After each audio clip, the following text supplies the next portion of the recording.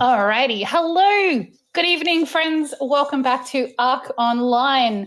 Welcome to our Liveplay event that is happening tonight. My friends, you are in for a treat. Where else would you rather be on a Saturday night than sitting by a laptop watching some amazing Dungeons & Dragons and living vicariously through adventurers?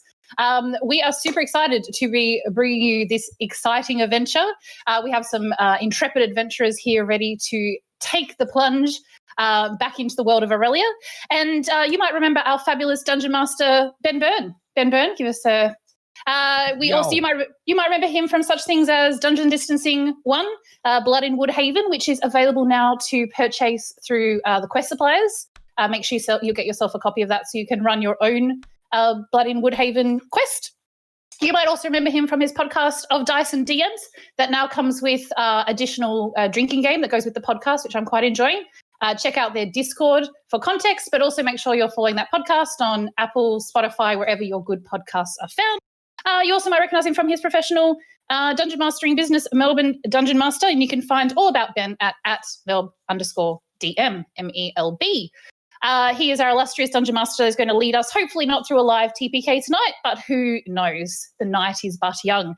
But we are also joined by some other exciting adventurers I'm going to introduce you through. So we have the wonderful Felix as Dr. Weed. We have the excellent Stevie as Tacius. We have the wonderful Cez as Veronica. And guess what, team? You haven't seen enough of me today. I'm joining as well. Huzzah. And I will be coming on board as Selby tonight. So you can't get rid of this face that easy, unfortunately. But tonight, what we are doing is undertaking the Bones of the Mountain Pass, which is going to serve as a prequel to, drumroll please, Dungeons and Distancing 2. That's right, we're coming back. 2021? Yes. We're coming back with Dungeons and Distancing 2, friends. Get excited. If you had the chance to do it last year, I'm sure you'll be prepping to sign up ASAP as soon as details are released. It was an exceptionally fun time. And tonight's adventure is going to be a prequel. So tonight we are again set in the Empire of Aurelia, a large and diverse land united behind a singular vision of freedom and prosperity. However, darkness lurks wherever the light of the Empire does not reach, and often times in our hearts of the common folk. Tonight's adventure takes our heroes to the very edge of the known world, traversing a treacherous landscape of mountains and ice. They have been hired to escort a famed but mysterious traveller to an isolated village, but with their supplies and strength whittling low, they must rely on each other and for their very survival in this treacherous landscape. And with that, I'm going to take off my MC hat and relax and pass over to our illustrious Dungeon Master. Oh, we should have done one of those video things where you pass the hat and then I pull it on. Why don't we think of that? Yes, welcome, adventurers, to this little corner of Aurelia, which you can see on your screen at the moment. What you can see is the northernmost edge of the Empire and the northernmost province, which is called Frostcult, which is a culture largely of humans and Goliaths, but also stretches up into the Winter Ranges to the north. The Winter Ranges crown the northern edge of Aurelia and create a vast and treacherous barrier between the Empire and that which lies beyond.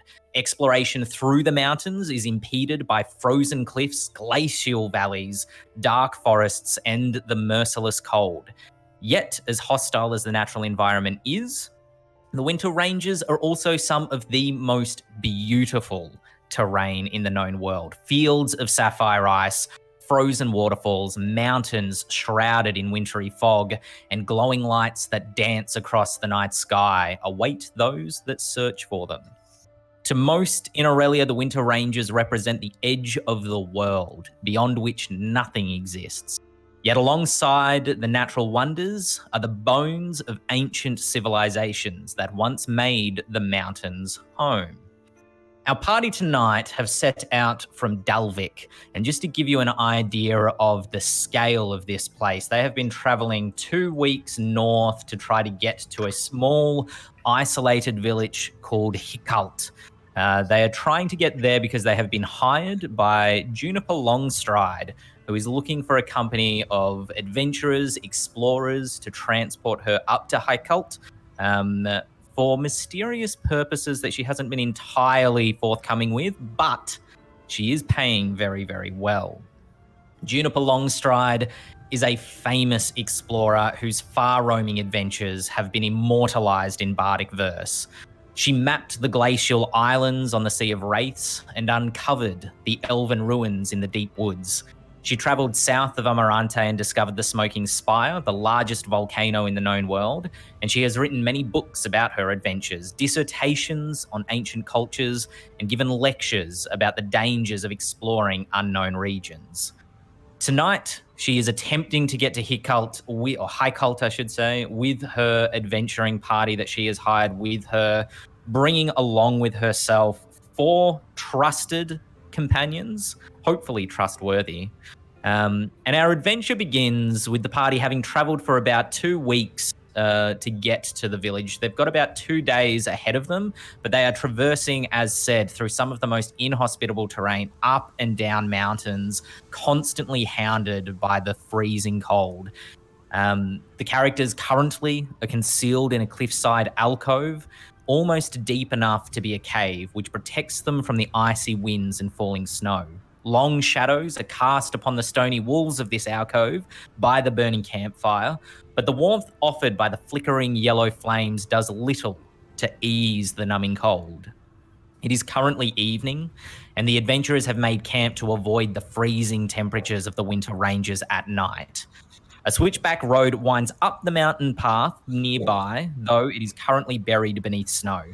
No light exists beyond the glowing ring of the campfire, and the wind howls endlessly across the mountainside. Travelling with the party, and also crouching beside the fire, I should say, is Juniper Longstride herself. Juniper squats close to the fire with her small hands resting on her knees and her chin resting on her hands. She appears every bit a bear cub beneath her heavy pelt, with the hood pulled up, except that she wears a thick leather belt around her waist and has the childlike face of a halfling. Her chestnut hair fights against a braid beneath her hood, and few wild strands hang down past her large olive eyes.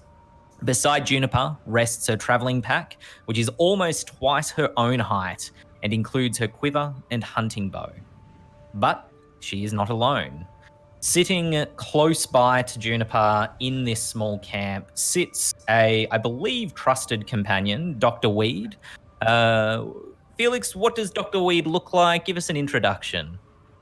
Hi everyone, I'm Felix and I'm playing Dr. Weed, or Dr. Ruid. He's large, quite plump.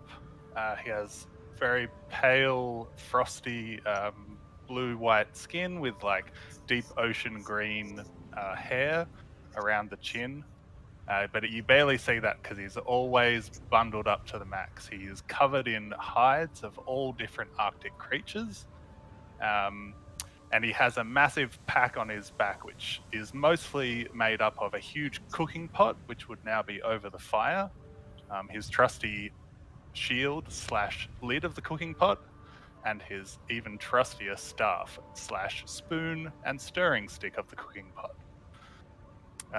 He is someone who always has something to eat and doesn't enjoy particularly being out in the cold like this, but as said, is a good old friend of Longstride and has come along for the adventure. What is Dr. Weed's real motivation for being here? Is he here just for the sake of discovery? Is he hoping to discover something specific? Is he doing it as a favor to Juniper, do you think? Oh, as you all know, I've heard that some very rare cooking ingredients can be found up here, and I thought I could come and add them to my collection. Very good. Also sitting by the campfire is Selby. Miek, would you like to do an introduction for Selby for us? Sure. So next to the campfire, you see a gnomish woman, although you can barely see her because she's wearing what's clearly either a human or possibly even a half-orc sized scarf that kind of goes up to her nose, but it's in this really lovely kind of mint green and pink color. She's wearing a very heavy winter coating, kind of like a dark kind of teal with some purple trimmings and little copper buttons. You see sitting beside her at the moment as she's trying to kind of sometimes peel her face to kind of sip a warm beverage. Her shield is sitting next to her, which is mounted in polished copper as well. So it's all got this kind of rose gold. Some would call it pink, but it's definitely rose gold and copper, so it's nice and mature. And sitting within that, there is a little mechanical squirrel whose head just occasionally moves from side to side. She's got lots of books around her. She's currently with a couple of open books. Some of them are very, very worn, but she's looking quite cold at this time and definitely looking exhausted from the arduous 2 weeks journey as well. You get the feeling like maybe this isn't quite her cup of tea, 2 weeks in the great outdoors. Okay, I feel like that may become a running theme through the party. What, if that being the case, that Selby is being a little bit caught out in the cold, no pun intended there, what are their motivations for coming along on this adventure? Are they hoping for some great discovery, treasure, the payment?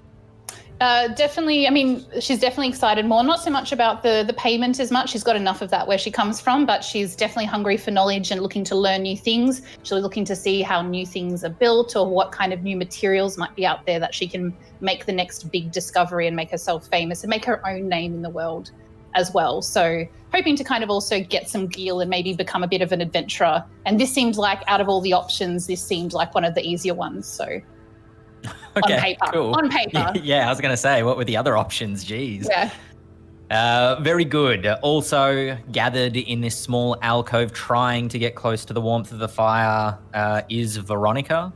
Says, if you'd like to introduce us to Veronica. Veronica is somewhat of a, I would say, treasure hunter, gatherer, collector of shinies. She's definitely here for her own gain, but she's friendly. She occasionally looks at everyone. She's probably the most easily blended person possible. You wouldn't spot her in a crowd. And she's just sitting there with her equipment, making sure she's got everything that she needs. Occasionally looking over her shoulder, a little wary of the elements and what might pop out. Okay, fair. Are you able to give us, you've described Veronica so far as being relatively mercenary. She seems like she's looking for the potential for treasures and things to be uncovered. None of that has been promised by Juniper yet, outside of the payment that she would give. But what is Veronica's, I suppose, disposition and opinion of Juniper? Do you think that she's suspicious of her? Do you think that she's admiring her? Do you think that she's waiting for a moment to steal the glory and the treasure? Oh, look, she definitely admires the work. But if she could get her name printed somewhere, she might take the opportunity. Okay, perfect. And then rounding out this company of explorers through the wilderness is Tacius. Stevie, take it away. Right. Tacius is a brawny, masculine figure. He's decked out in leathers and furs, mostly seal from what you can tell. He's kind of sitting next to the fire with his knees tucked up, and it's kind of like an adult sitting down at a child's tea party. Like, he kind of has that big figure trying to make himself smaller. He has scars across any bits of exposed skin that you can see, as well as long flowing red curly hair that's all frazzled from the winds. He's got a great sword strapped to his back, and he has a warm smile despite the cold and the situation. Okay, so bringing a bit of mirth to the party in this terrible situation or questionable position. What is Tacius's or Tax motivation for being here? He considers himself a protector. So when Juniper was like, I need someone to protect me, he was like, I'm there. Is this something like, do Tack and Juniper know each other? Have they been associates before? Or is this just a new position he's found himself in, a new calling? I think it's just a new position that he's found himself in. Okay, cool. So Dr. Weed kind of having the closest relationship and Juniper remaining somewhat mysterious to everyone else. It might seem strange, just the five of you, including Juniper, sort of gathered in this mountain pass You've only provisioned enough to get to Highcult, the village, simply because you couldn't bring like wagons or packs or things like that with you, donkeys or anything, because you've had to be literally scaling cliffs and going down mountainsides and through valleys and things like that. So things have started to get tense as the expedition has been going on, because you're starting to run low on supplies, but hope is in sight because Highcult is, only about 2 days away. The only obstacle you have between you now and the village is a huge mountain called the Sentinel, which takes about 2 days to go around the southern side of. And then there's a pass on the eastern side of it, that allows you to get up to the village on the north. So, good spirits, but perhaps ailing moods, possibly. At this point, Juniper, as mentioned, squatted and looking into the fire, just kind of like sight unseen, starts muttering a phrase to herself. You begin to notice there's a bit of sing-songiness to it as she's reciting a poem. She doesn't seem to be, it's not performative. She's not standing up and sort of like treating you all to this. It sounds like it's something that she's almost reinforcing to herself in a I am one with the Force and the Force is with me sort of way. So it obviously means something to her, and you are able to catch the words. She recites them as, I'll tell you a story of lands long forgotten, where giants once roamed. They were tall as the mountains. Their leader was Velkund, a flame were his eyes, and in conquest he led them to fortune and glory. His enemies pursued him, jealous of his power. His treasures denied them, locked up within his vault. She falls quiet afterwards, and then a few moments later kind of recites it again. Again, not looking for anything from the party. Is there anything at this stage before you turn in that you would ask Juniper, ask each other, or any rituals that your characters kind of hold in terms of the things that they do before turning in for the evening? Selby is definitely trying to write that poem down, like moves, does the kind of awkward shuffle, and just, in case she hasn't already heard it over the previous 2 weeks, or maybe she's trying to fix words, but she's furiously trying to add it to her own poetry book and maybe make amendments to make it a bit more kind of flashy. But apart from that. Okay, fair. I'm just uploading it into the Roll channel so you guys can see it for yourselves. The notes that Selby quickly takes down. I'd say Selby, Tack, and Veronica, you've probably never heard this before. Dr. Weed being someone who's more acquainted with Juniper, mind blank. You've maybe heard her recite it. I'd say you were probably the first that she went to in terms of coming on to this expedition. So you've maybe heard it once or twice. Is anybody proficient in history or religion, one or the other? I am proficient history. in religion. History as well. Okay, perfect. Tack, you have no idea what this is. This just sounds, it's some bardic tale. Maybe you find them interesting, but you're not quite sure of the meaning of this particular one. For the rest of you, you know that traveling north into the Winter Ranges, it is traditionally the realm of Goliaths, or as they're also called, Titans. Which before them was preceded by giants that built realms within here. Nobody knows why the giants left, but just know that they did. They up and kind of vanished. And so what she's reciting as she talks about giants tall as the mountains, it sounds like an old Thrust cult drinking song or myth song or something like that about this figure called Velkund. Dr. Weed, you recognize Velkund, the name Velkund Fireblood, was this sort of Ragnar Lothbrok type figure who lived up in the mountains and conquered south of the Winter Ranges on behalf of the giants, stole treasure, took it back to the north. And then different stories tell different tales about what happened to Velkund. Some say that he was slain by the kings of the kingdoms that he sacked, and he hid all their treasure to spite them. Some say that he was slain by Thrastia, who's another mythological hero, who locked away all the plundered treasures because he felt that wealth was poison for honor. So there's a lot of mystery around this figure. It's definitely mythical, but possibly some historical kind of things that come out of that. In the similar way that, for those that are familiar with their history, Ragnar Lothbrok, questionable whether he was a real figure, but a lot of his sons were known to be, or a lot of the people that were said to be his sons are known to be historical figures, if that makes sense. Anything you wish to, you can just turn into bed, but just I thought I'd go one more round. Any other questions or things that you might do at this point? Now, my friends, I know we are only 2 days away, but this will be the last night we have some fresh ingredients in the soup, unless we can do any scavenging on the way around this mountain. We might be on hard tack rations. I do apologize. Sylvie looks decidedly dejected, but kind of is like, gives you the most tentative thumbs up, but her eyes are not giving you a thumbs up. Tak's gonna smile and say, "That's okay, it ain't your fault." Veronica's already eating rations. She's preparing herself. Acclimatizing, nice. Yeah. If anybody does see any tracks, let me know for a hunt that could get the blood going, could give us something to take our minds off these last 2 days of a slog. Will do. As the evening, the campfire kind of grows cold or colder, you turn in, taking shifts to stay up during the evening to make sure the fire does not entirely go out upon risk of freezing to death in the evening.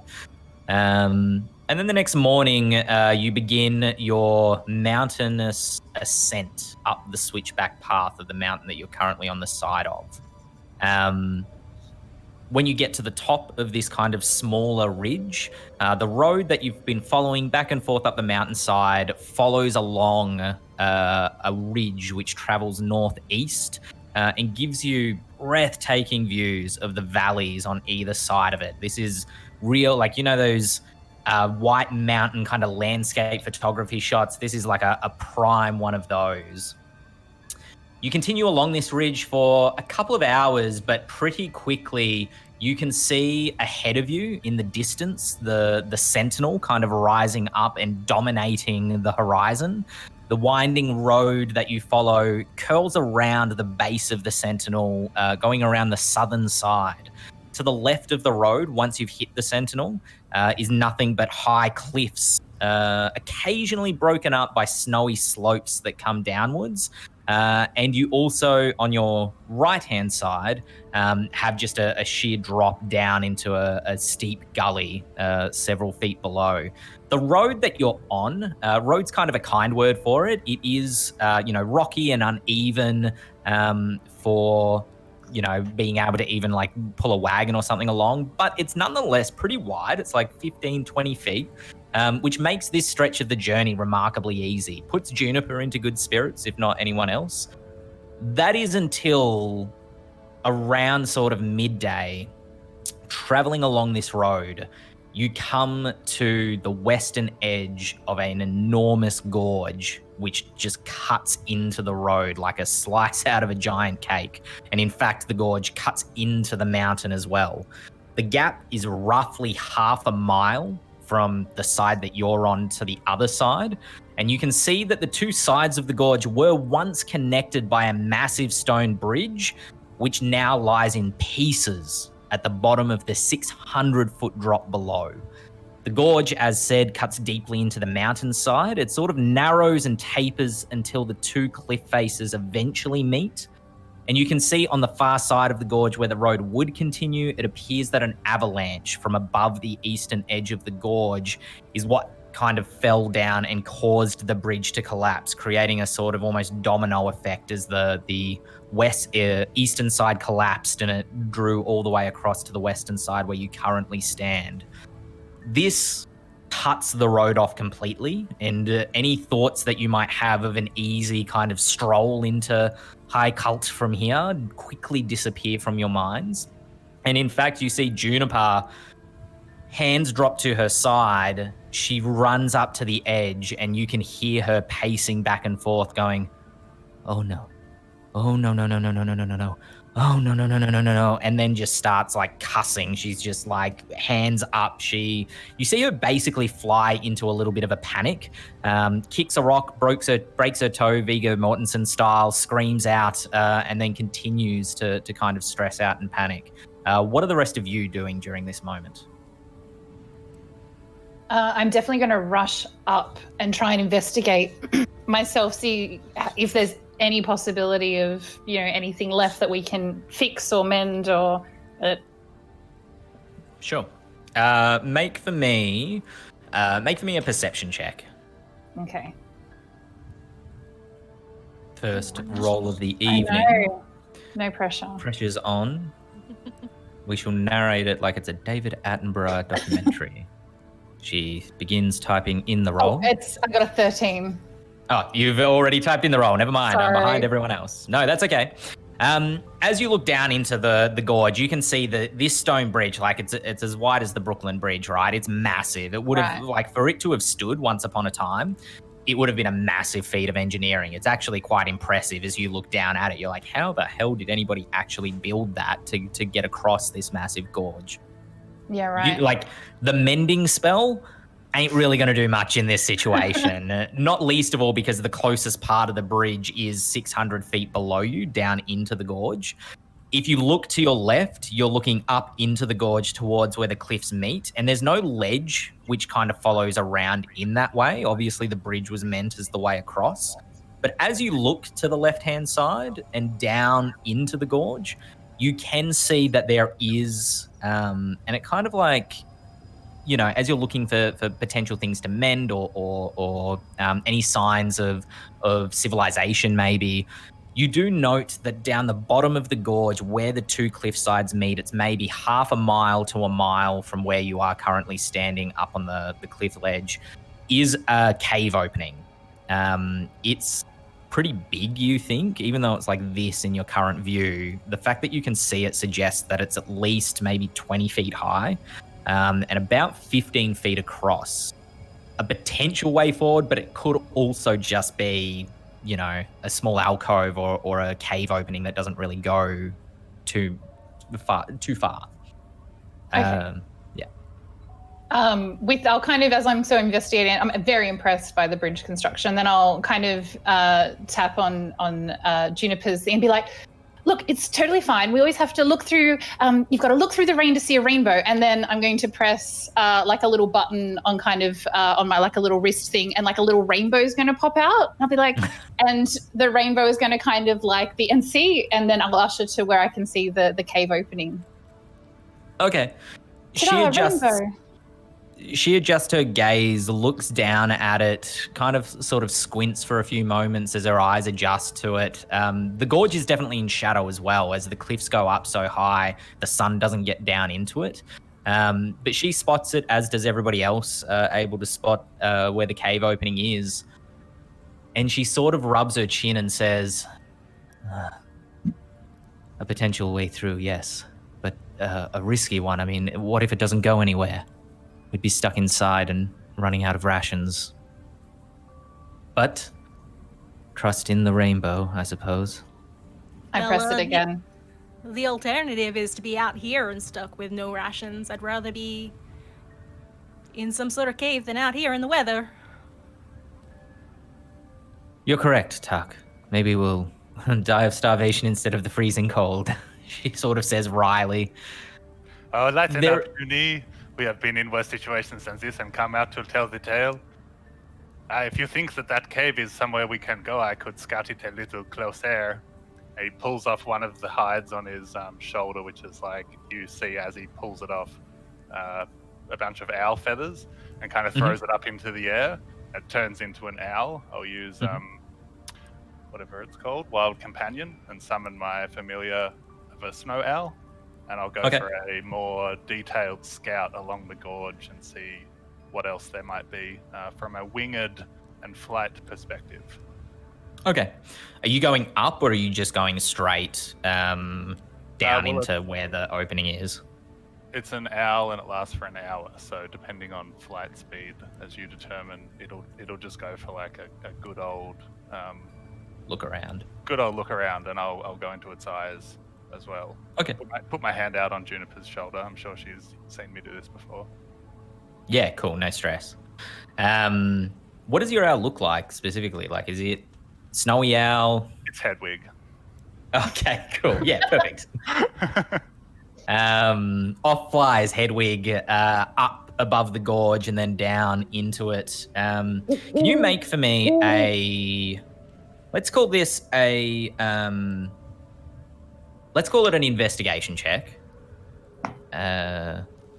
for the moment. And just while you're rolling that, Hedwig flies down into the gorge down towards where the gap is. And as you get closer and closer, you can see that it is actually massive. And more than being 20 feet tall, it's about 25, 30 feet tall, and it's about 20 feet across as well, almost. So this fairly boxy style opening, and boxy is also appropriate for it, as it is square shaped. It's not sort of triangular or a rift in the mountainside or anything like that. It definitely looks like what potentially is a constructed opening into the mountain. When Hedwig flies into there, I only got a 3, so. Okay, cool. I'll keep that in mind. As they fly into the opening, you can see that it goes down for what seems to be quite a distance. This long box tunnel that continues basically straight. Snow is snowed into the tunnel, sort of 20, 30 feet down into it, which freezes into ice against the sides of the walls as it goes further in. Then eventually that just becomes black stone. And then disappears into darkness ahead of you. Hedwig swoops back around, or actually I'll ask, would you go further or would you bring back to scout the general area? Might come back and just come back for now. Not going to go deeper into the cave without everyone having a chat about it. Okay. So I relay that to everyone through the eyes of my familiar. My eyes stop glowing pure white, we'll say, and I say all the things that you just said. Okay, cool. No stress. As Hedwig comes back and goes kind of upwards above the gully, gliding down, the other thing that you notice is that the mountainside, while it is a lot of cliff where you are, there are areas that become white slopes, and you spot what might be obviously not a deliberate path, but a potential alternate way forward, which would be to try to scale over the mountain instead of going through it. A potential second path, you suspect. What do we think? Take our chances over the mountain or under it? Which one's easier to get to?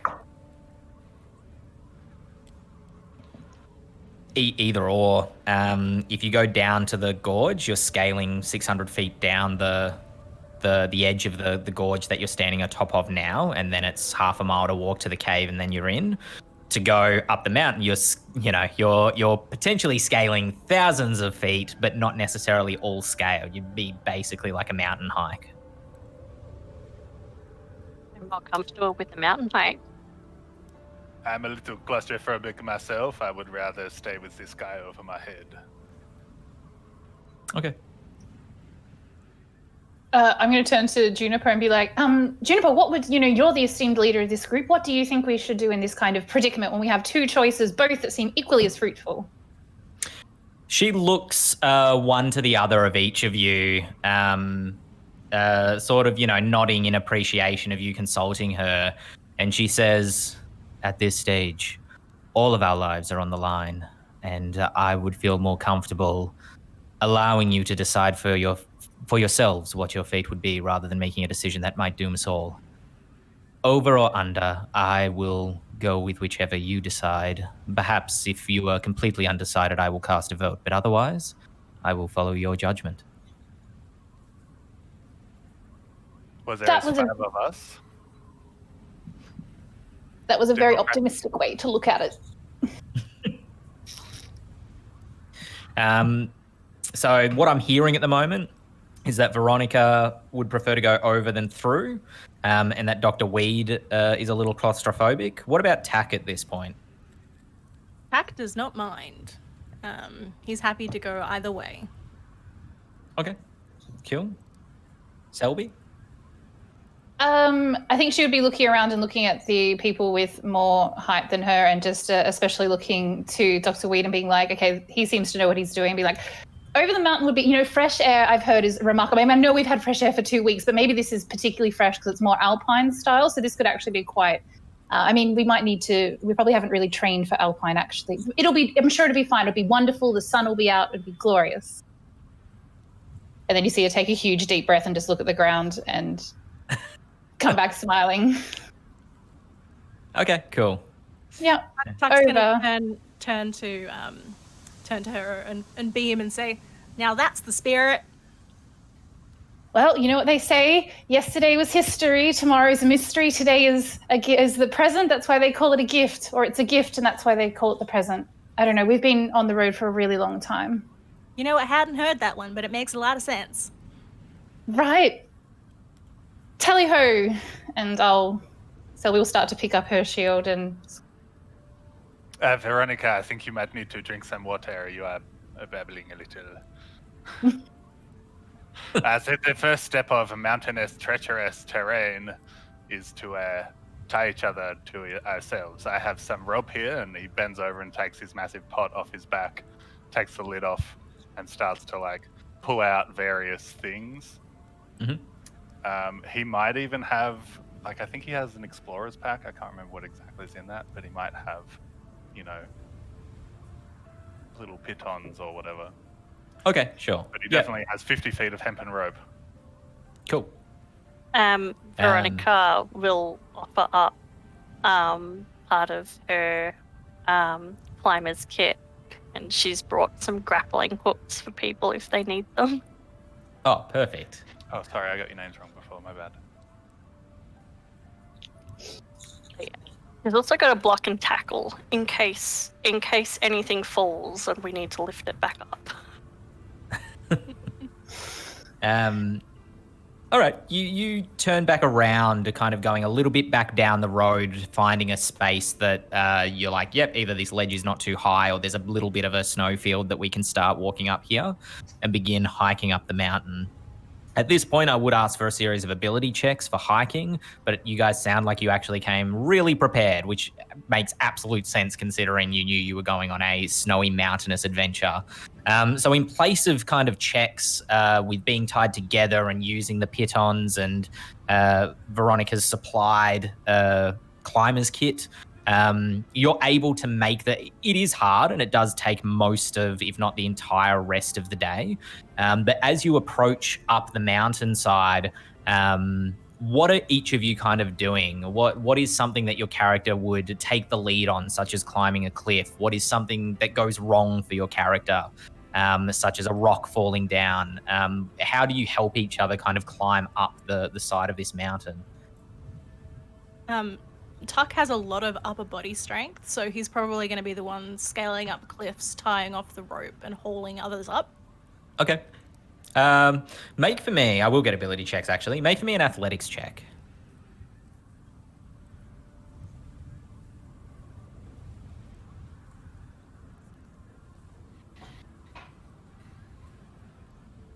Uh, 13. Cool. It is hard going and it's hours of climbing, but Tuck is well prepared for the challenge.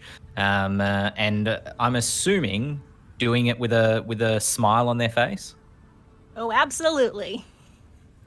As you kind of reach down and Juniper comes up, somewhere in, you take her hand, you lift her up. She's a halfling, like super easy for you to pick up.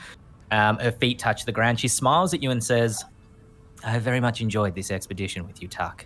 If we make it to the other side of the mountain, remind me we must do this again sometime. And then walks past you sort of breathlessly.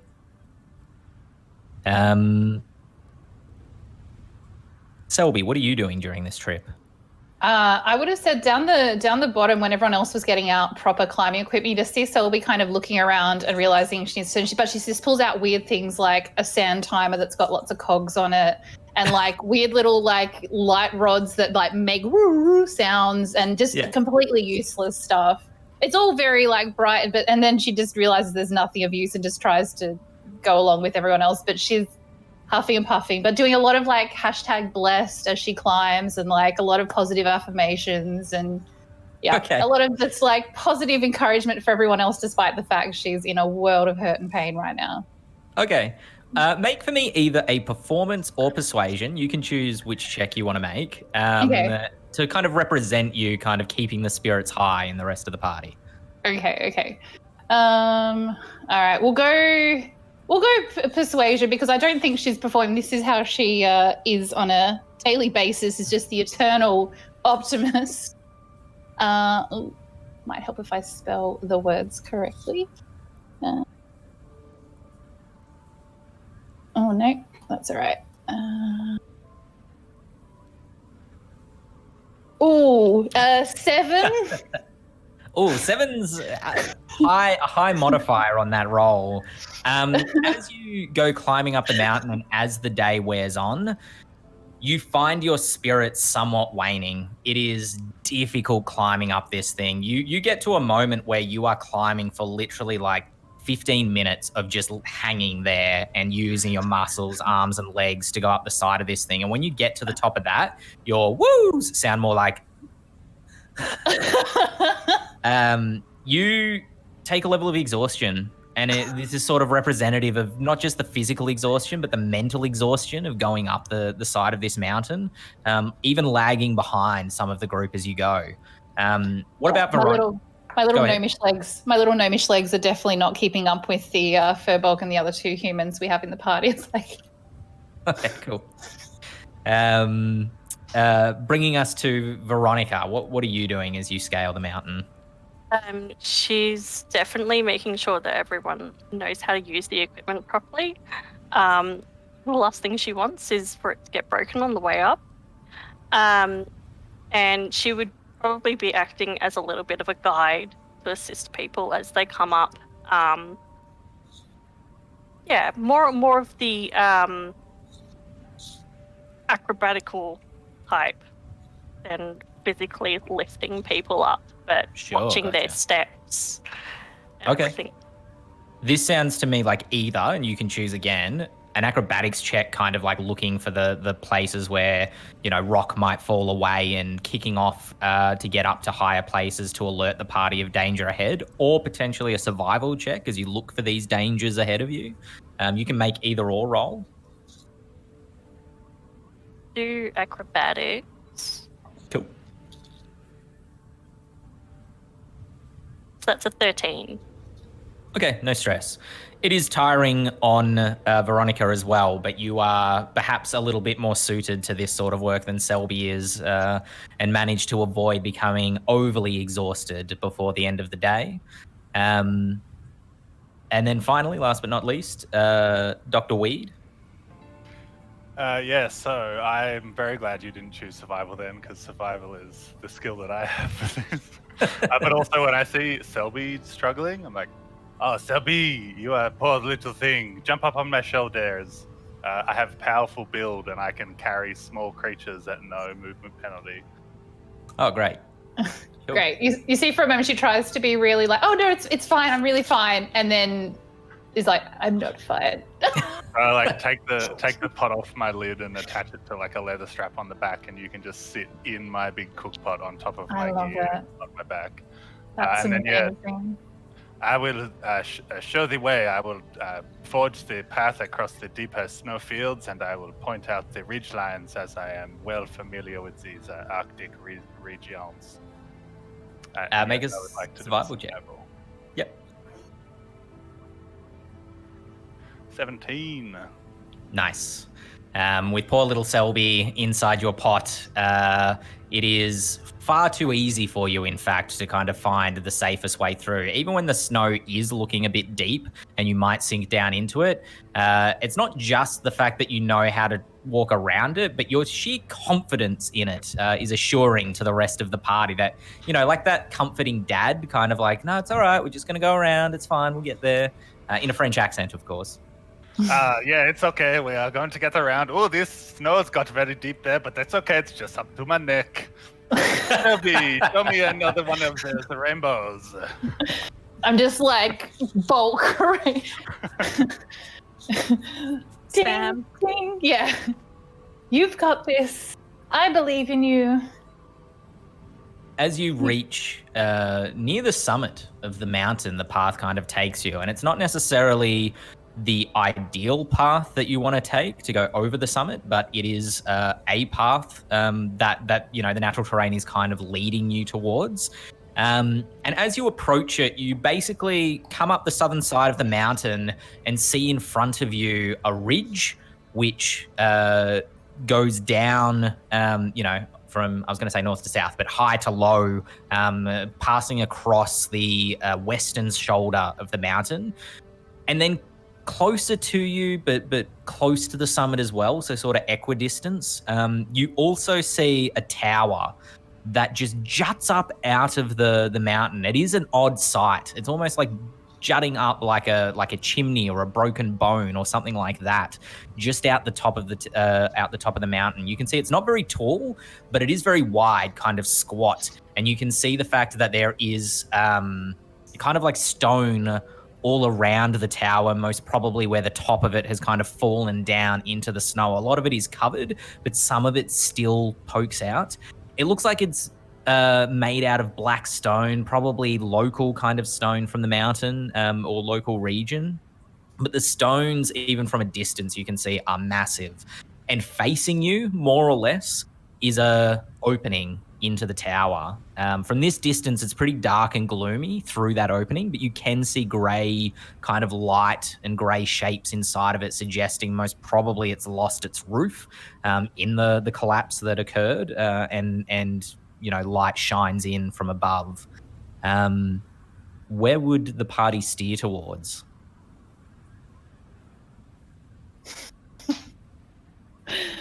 Is this evening? It is getting close to evening, yeah. It's sort of kind of 4, 5 o'clock maybe. It'll be dark by 6. Juni, is it too early to make camp for the night? Is it worth pushing on a little further, or should we take advantage of this structure that may give us a bit more protection from the night's perils? Wait, what structure? And Tack's just going to look around a little bit oblivious until someone actually turns him in the direction to see the tower. I just come over and put my arm around your shoulder and do the thing where you're looking in the wrong direction. I just slowly rotate you to the right direction. Is this tower? Ooh, didn't expect to see that out here. Can we see any evidence of flames flickering, light, tools or anything that looks like people are there or have very recently been around it? Yeah, any tracks in the snow? Not from this distance. You're still about, maybe 600 feet from it when you first spot it. There's no smoke coming out the top of it and no light except for what appears to be sort of grey sunlight coming down through that threshold. So it doesn't look like there's anybody currently there, or at least they don't have a fire lit if they are. And you would think if they're like you, they would want to have a fire lit.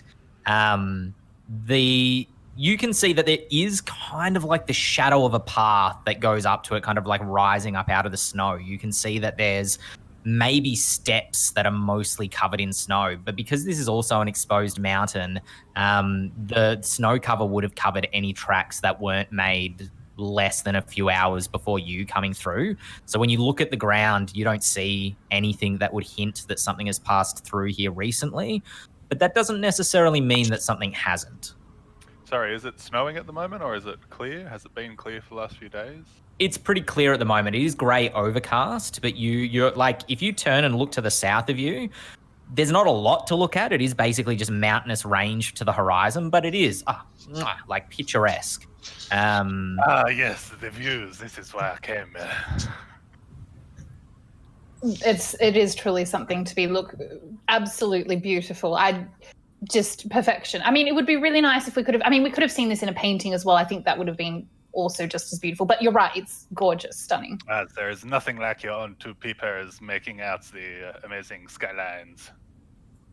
I couldn't agree more. You In fact, you can't make history or find new places from books and pictures. One must strike out on their own and find them for themselves. Precisely. Selby immediately starts writing down that quote because that sounds super inspirational. She definitely wants to steal it in the future. Cool. Veronica is being persuaded by everyone to stay here at the tower. Okay, cool. The more and more they talk about how beautiful it is. Cool, perfect. What's Tack thinking at this point? Tack's just going to look across over at the tower and he's going to say, well, if you think it's going to be this or, you know, on the open snowfields, then let's camp here. Cool. The party begin to approach. 600 feet becomes 500, becomes 400 as you go up, and you find yourselves kind of getting out of breath a little bit as you go up because you notice that the path begins to get steeper and steeper until eventually it starts to break apart, and you can see that snow kind of or you know, shelves of stone rise up out of the snow, not quite fully buried down into it. As you approach the tower, however, you can see inside again. It's open at the top. Grey light comes in. There's definitely nothing inside in terms of, you know, like campfire or light like that. You can see that there's like a pillar that rises in the center of it. So it's only about 15 feet in, although the threshold is pretty big. Like it's like 15 feet across, 15 to 20 feet high. And as you approach Selby and Dr. Weed, you notice just something kind of moves in the darkness in there. Your eye, like the glare of the snowfield around you, stops you from being able to spot what it is. But there's just a shift of you think you're looking at stone, but actually you're not. You're looking at something else, kind of darkly colored and caught within the shadow of the threshold. Selby, do you have any way to scatter this tower before we approach closer? Yes. I tap on my shield, and Nuts, the mechanical squirrel, wakes up and starts to come out, and I'm going to kind of look at him and be like, but, I mean, you had an owl before. I mean, did you want to, I don't want to take, if you want to send your owl, then your owl did a perfect job. I'm not trying to, like, my squirrel's not any better than your owl is what I'm saying. Like, the owl is only temporary. He lasts 1 hour and he is long gone. I can only do such things twice per day. If I were to put it into numerical terms, I would prefer to save that last charge for if anything goes very wrong.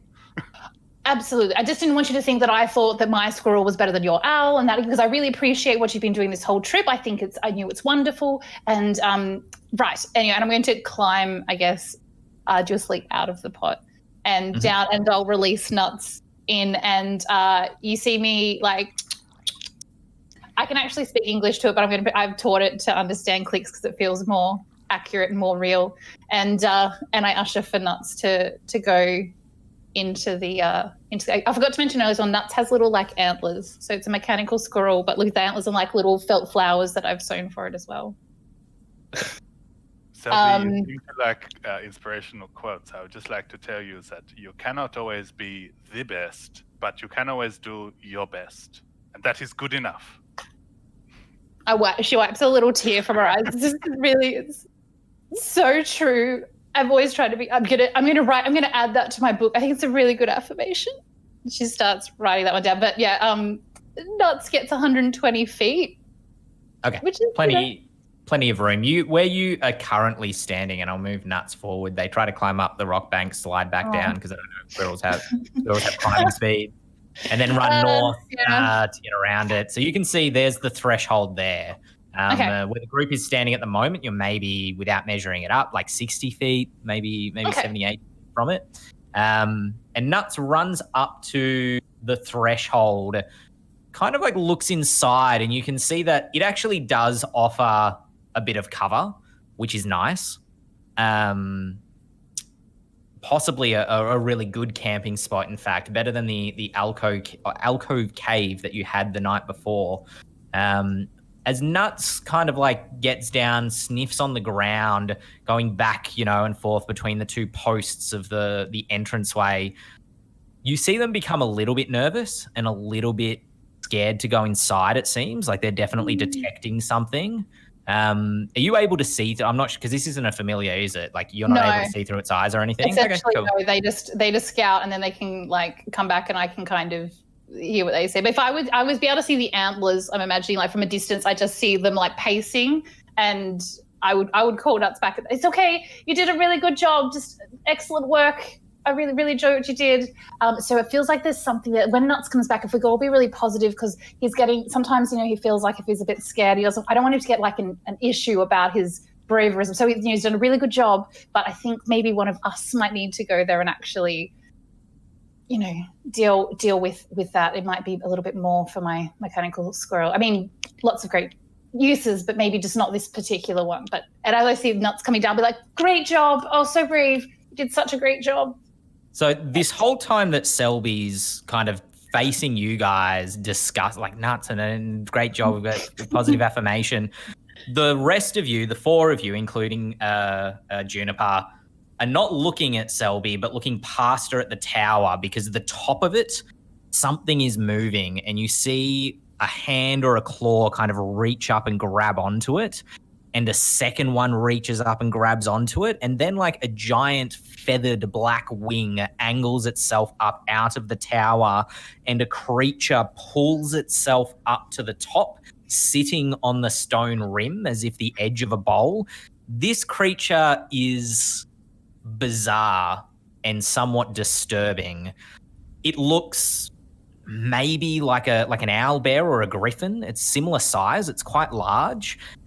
2 front feet that it walks on, or at least it's been climbing on, but they also have feathers on them long enough to be wings, and then a central body that goes to 2 fairly squat rear legs. The thing that's disconcerting is that you can see this creature is made of bone and feathers and sinew. It looks like it is almost stitched together.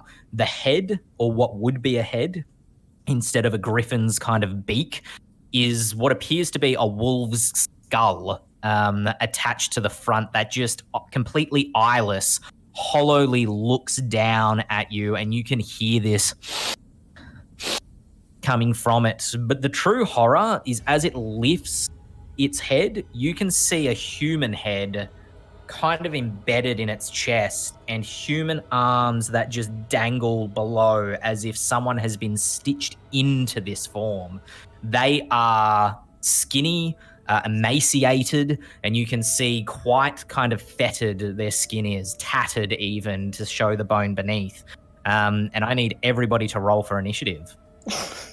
As a druid of the land of the Arctic and proficient in nature, have I ever seen anything like this? Make for me a religion check.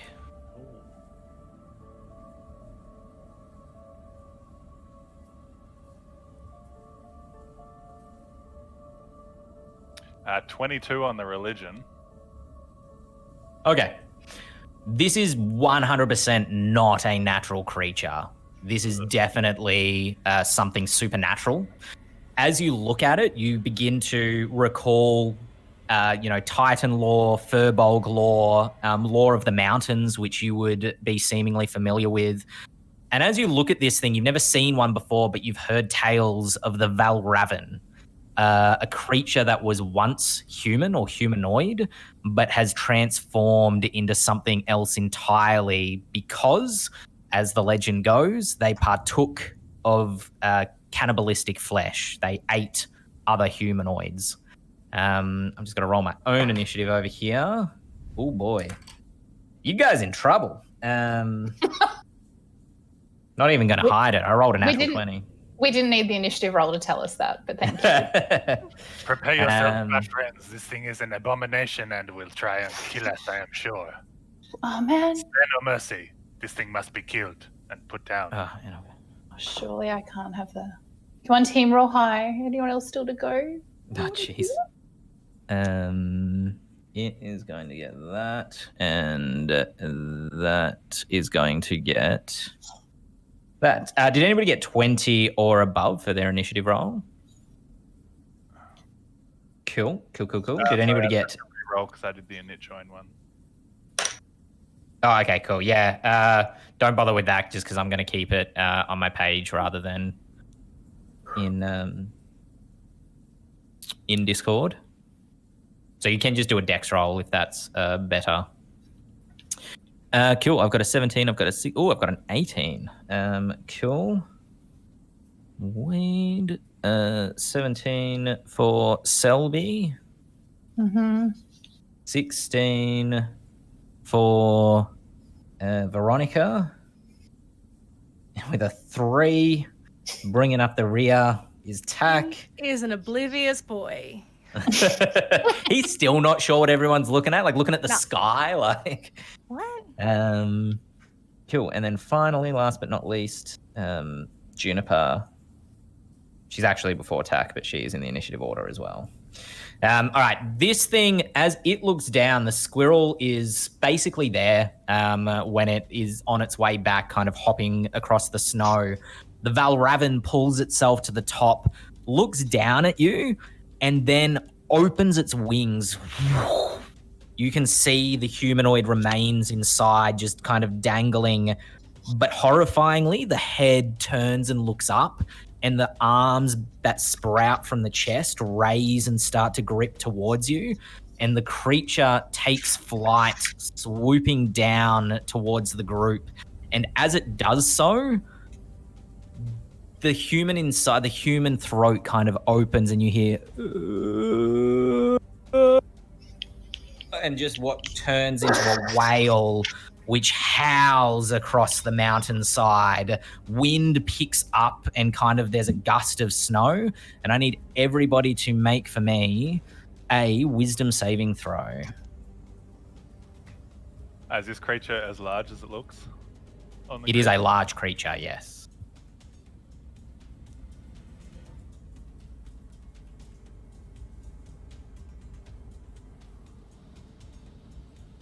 Dirty 20. 6. Sure. 4. Okay, cool. All right. Dr. Ood. Dr. Weed, sorry. I was just reading it from your... I was reading the non-French pronunciation. And sorry, what did Veronica get? You got a 14. Okay, cool. This sound of this wail absolutely terrifies Tack and Selby. The both of you take 9 points of psychic damage and are frightened of the creature. Veronica and Weed, your nerves hold out a little bit better against this thing. You still do take 4 points of psychic damage, but you are not frightened of it. And it swoops down and lands, let's say here, kind of cat among the pigeons. And I also just need to make a save for Juniper as well, and she takes that amount of damage. That ends the creature's turn as it kind of lands in a buffet of snow, and you can see as the wolf skull comes up, snapping towards Tack, the humanoid kind of inside also reaching out with its grasping bony hands. That will bring us to Dr. Weed. What would you like to do on your turn? Ooh, where am I? At the back there? All right. Yep. Just a quick couple rules that we didn't get to go over during our before stream, so I apologize everybody else. You, in terms of line of sight, you can see through an ally's space for the purpose of like, can you see this creature to cast a spell? But anything that requires a straight shot, like a firebolt or firing a bow, you need to have a clear line of sight without an ally in front of you. Just an FYI. Sure. I will create a magical bonfire within range. Cool. Yep. Make a dexterity saving throw. Please. Cool. On the map, but I'll make it like in the square where its wing currently is, like to the top right of Tack. Okay, cool. Not a stress. I am going to put down a fire for you. That becomes the space where the fire is. It did not succeed its save, so you can go for damage.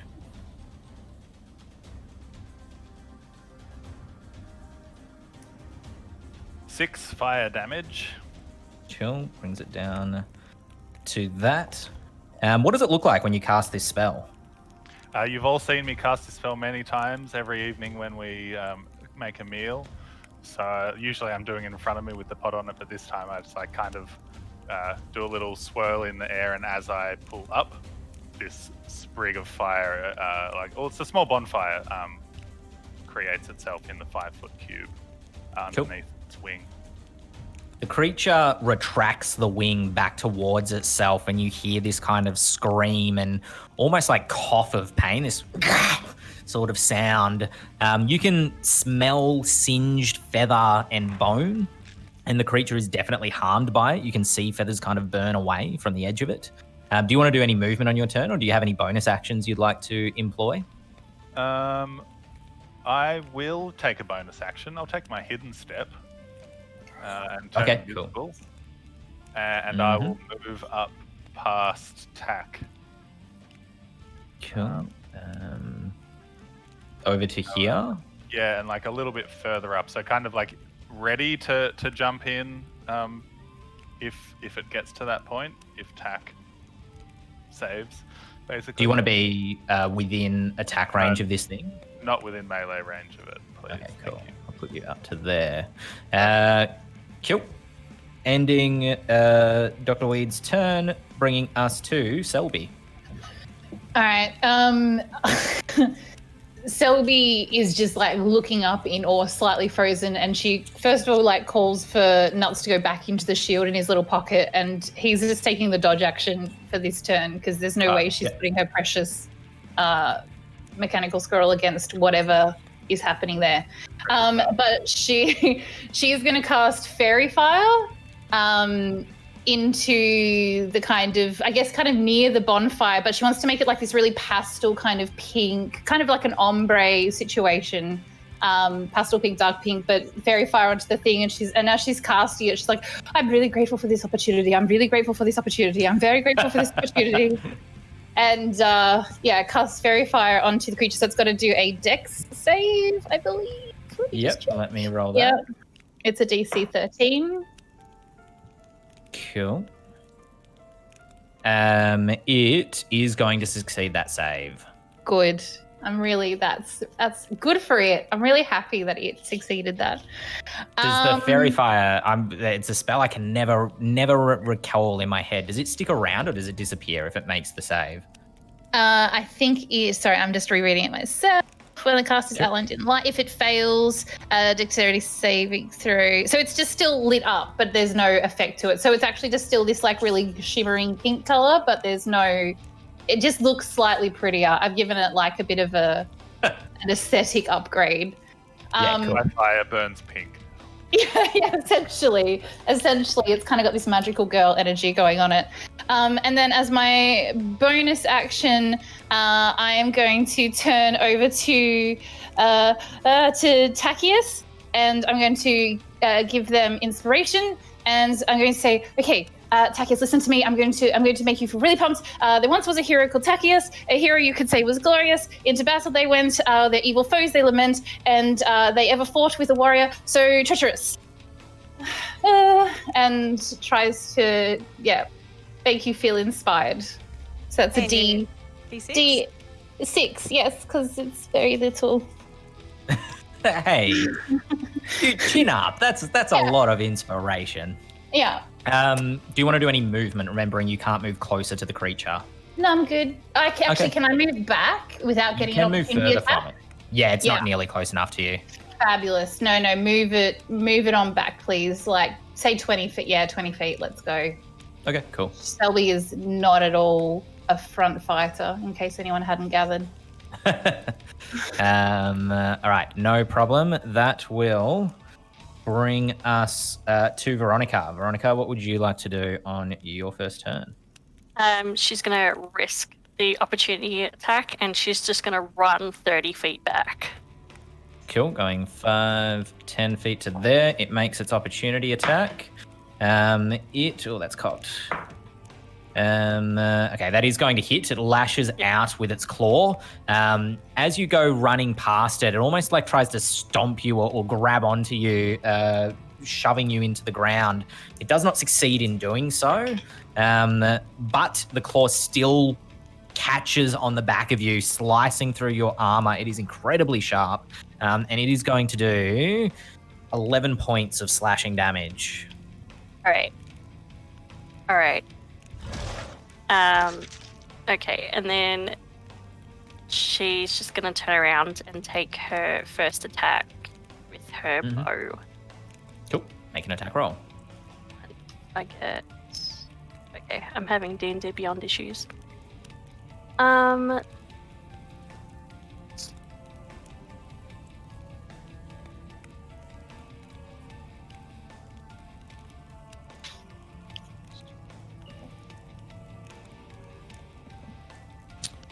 You just need to put exclamation mark roll and then leave a space and do the 1d20. Avray! I'm losing D&D Beyond. It's bugging on me. Oh, is it? Yeah. That's all right. If you've I got... think it's back. Oh, okay, cool. Perfect. Oh. It's back, but it doesn't like you. I suppose I don't need my modifier for that. Correct. Unfortunately, you are, while not afeared of this thing currently, perhaps startled by its appearance. And as you fire, the shot's just a little too hasty and flies over the top of the creature, rather than the arrow going into it. Any further movement or bonus action? The rest of my movement. Cool. Going back to join 5, 10, 15, 20, 25, 30. Perfect. As you go back and join Selby.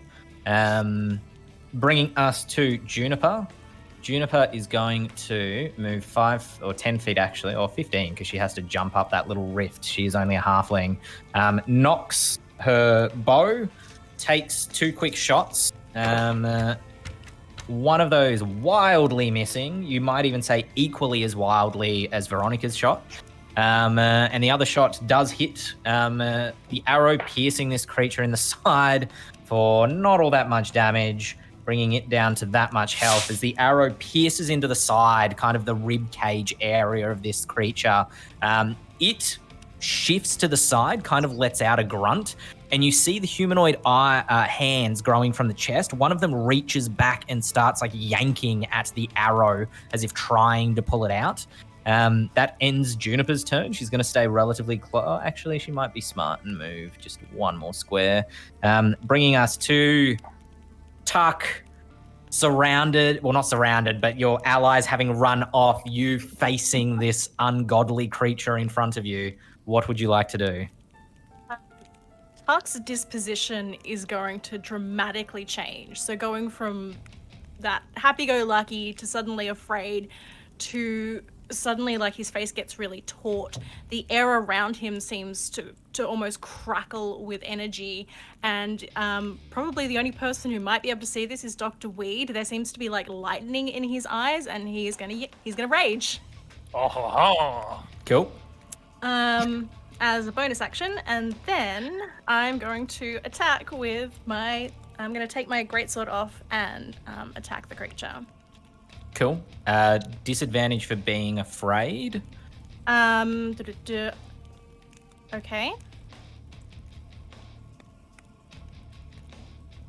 And I'm also going to add my inspiration. Okay, cool. Just to make sure I get that. So that was 7 to hit plus 3, so only a 10 to hit. Okay, cool. As you go into this rage, swing. Also, sorry. No, that please. activated my storm aura, which means when activated, one creature of your choice in the aura. Hang on.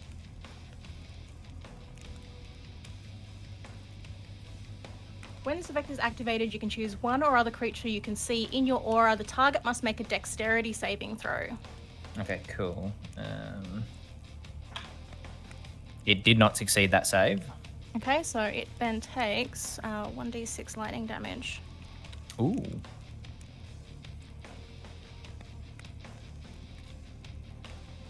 Cool, so for 5. Nice. Cool. Nice. The swing with the greatsword, a little bit wild as you try to fend this thing away from you. It proves that it's relatively dexterous as it darts back, but as your, I was going to say spirit guardians, that's not quite the right nomenclature. As your ancestral guardians begin to protect you, what does that look like? What is everybody else seeing? People are sort of seeing the air around me almost twist and distort, and if you get close enough, it smells like ozone, and it's just almost like crackling with the electrical energy that's around. Nice. It's only light; you can't really see anything, but if you get inside the aura, you can definitely feel it. Cool. Everybody watches as this creature kind of backs away, as if something is kind of burning or almost like getting whipped in front of it. It looks like a cowing lion for a few moments before. Any movement that you want to do on your turn? Stand put. Okay, cool. It rears up almost as you see it, the front of it start to burn and crackle. You can see it try, like the arms of the human try to defend it while the wings outstretch, and then it, with a thud, hits the ground and snow again and begins to attack right in front of it. Its first attack with its claws. I'm going to have to go to the modifier. That will hit, and it will do... Need that dice and that dice. It is going to do 7 halved down to 3 points of slashing damage as the claws rend across your chest and you feel it not. Its second attack with the wolf skull is also going to hit. This one is going to do 6 points, also half to 3 of piercing damage as the skull opens and kind of bites towards you. Tuck, you're able to step back from it, kind of not getting gripped or caught up in this thing. But as the claws slash across your chest and the maw bites at your arms, you also feel something grabbing at your legs and look down to see the humanoid arms almost desperately trying to get at you. They are far too frail and feeble to be able to keep a grip of you, however, and you're easily able to break that. That ends the creature. Oh, actually, no, it's going to move. It's not going to stay there in the fire. It is going to rotate itself just up to here as it's doing those. Is it trying to move out of my melee range? It remains within melee range of you. It's just kind of like rotating to avoid the flames as it continues to assault you. Ending its turn, bringing us to Dr. Weed, who is within melee range of it now. And also anybody who's afraid is no longer. You kind of recover your heart rate, still in your chest, but your bravery kicks in. Any visible metal on this creature? Yeah, no. do it. Sorry. All right, so I think at the start of my turn, I stop being invisible. Cool. Start of your next turn, yep. So damn it. But I point my biggest stickus. Big stick that was, sorry. Family friendly stream. Which is my druidic focus at Tuck. Yeah. And I cast Enlarge, a pinch of powdered iron. Hey. And I kind of like shoot it towards you. You grow in size, you are now a large creature.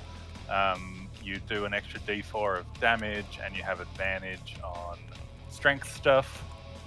I already have advantage on strength stuff, but good to know. Double advantage. I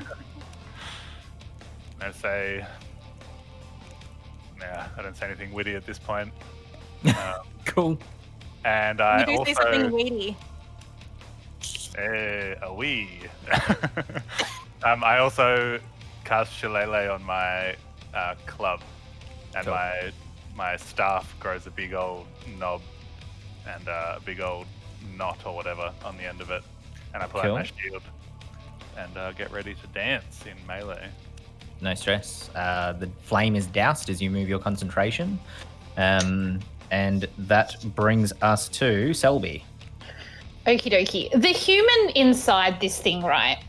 Like, I know it's disgusting, but does it look like it's savable at all? Like, does it look like we could possibly take the human out and nurture the back, or is it's completely meshed in, like it's a... It looks like a corpse, just about. It's Okay. meshed in. It's not being carried by the creature. It's like you can see the arms poking out and kind of the head, which has a little bit of mobility to look around, but not a lot. It looks like something out of a I was going to say David Lynch, but that's not the director I mean. Out of the guy who directed The Fly. It looks like something out of this kind of body horror-y look to it. Yeah. You don't think it's savable. Okay, fair enough. So we just want to take a quick second because she's like squinting to be like, oh, it looks a little bit human. I don't really want to, But once she's kind of convinced that it's probably not something she can save, she's going to pull out, like out of one of her pockets, this little kind of lightning bolt kind of thing and flip it open. There's like a little button, and she's going to cast firebolt towards the creature. Cool. Just before you roll, you've got pretty poor line of sight at the moment, just because you're behind enlarged, and you've got the rock shelf there. It's not a big issue if you just want to move kind of like up to there or somewhere, but just thought I'd let you know. Yeah, would I have to? Do I need an ath check or anything to get up that ledge? Or No, is it's just slower movement. So Okay. it'd be like 5 feet to there, 20 feet to there. You could move 25 feet to there. Yeah. Okay, perfect. that's fine. I'll move up there as long as I'm behind someone. I've got some kind of cover because Selby's chicken. Yeah, absolutely.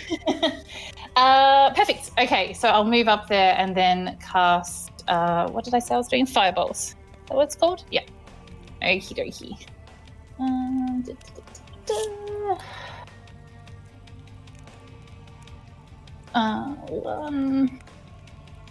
Okie. Oh my gosh. I'm pretty confident though. 7. 7 does not hit. No. What does it look? So you hit the button. Does the firebolt erupt from you? So it comes kind of out, like it's like a little bit like a firecracker. So it comes out a little bit. Gotcha. So it's kind of like coming out, and then the idea is that it explodes on impact. But you just kind of see it just. Ran out of fuel. I press my rainbow instead and take a deep breath and be like, I'm really grateful for this opportunity. I'm really grateful for this opportunity. And that's it. I've used my move, and I'm not going to use my inspire just yet. So Cool, no stress. That's it. That will bring us to, that was Selby, that will bring us to Veronica. Same sort of line of sight issue, but again, it shouldn't be a huge issue for you to be able to move around to find line of sight. Yeah. Even if I stepped like 5 feet over to the left, would I be able to get a... I'd probably give it half cover. The issue, as well as your opponent, your ally here, is this rock shelf kind of means that it's a little bit higher than you.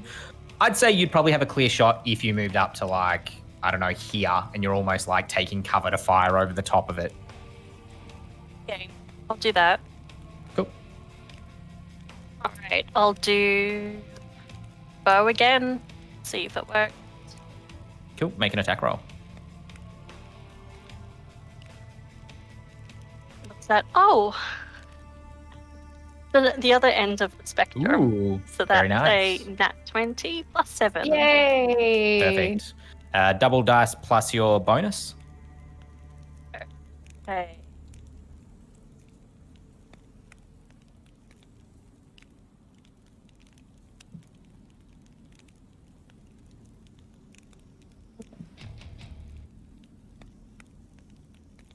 That should work.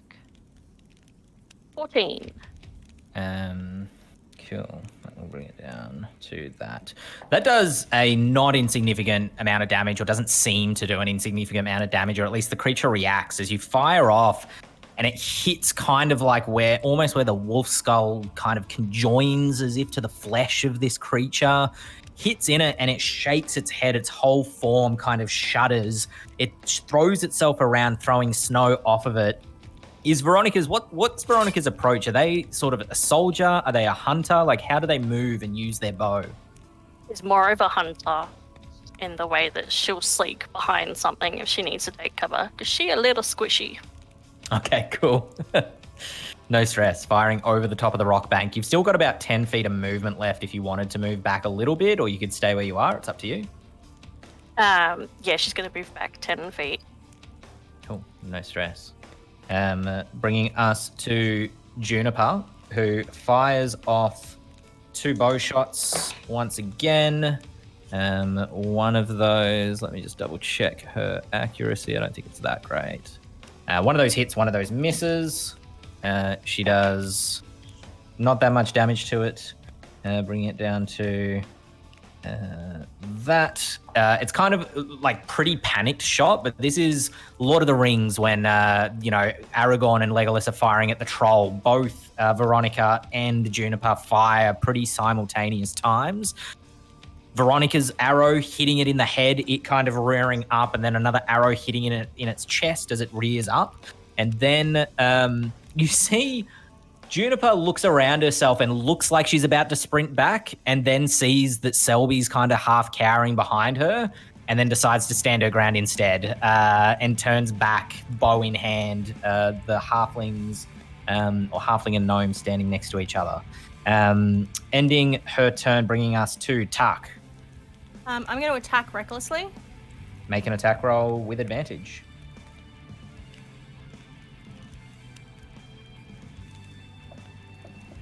Really? Does a 12 hit? Oh, that is unlucky. It does. Oh, sorry, I'm looking at the wrong stat block. I'm pretty sure it doesn't. It does not. Bummer. All right. In that case, I'm going to use my bonus action to activate my Storm Aura again, and you need to make a dex save, please. Cool. What's the DC? 13. Does not make the save. Go for damage. Oh, let's actually put in the right syntax. 5 points of damage. Cool. Oops. Almost gave it 10 hit points more. As it drops below a 10 bracket. Yes, inflicts that damage. This thing is not liking it as the air crackles around it once again. Do you want to do any movement on your turn or stay where you are? I am going to stay where I am. Okay, great. It, kind of noticing that you're much bigger now than you were a moment ago, suddenly seems almost fearful itself. As it rears up, it's no longer looking at you at all. Jumps into the air, its wings open up, and it leaps upwards. You get to make an attack of opportunity against it, Tuck. Okay, and I also have the Sentinel feat, just FYI. Oh, great, cool, good to know.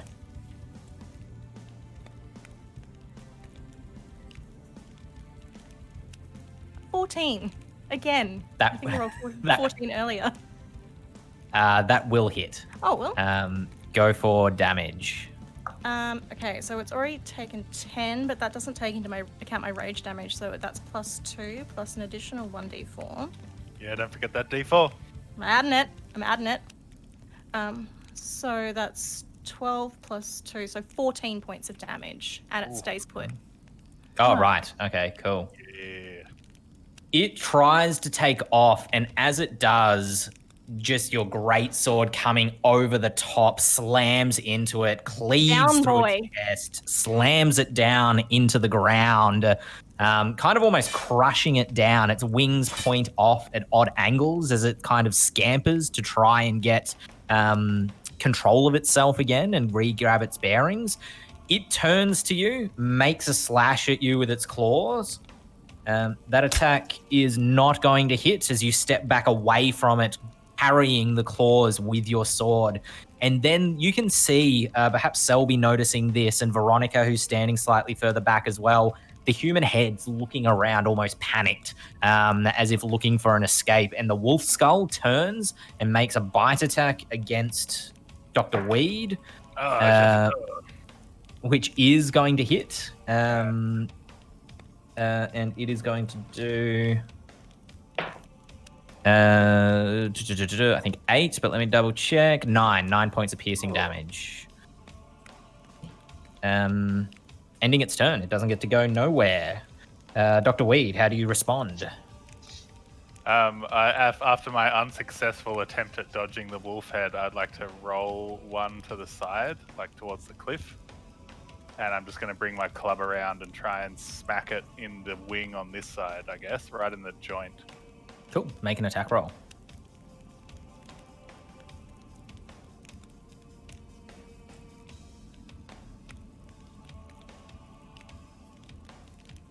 $24 to hit. Yeah, that's going to hit. Go for damage.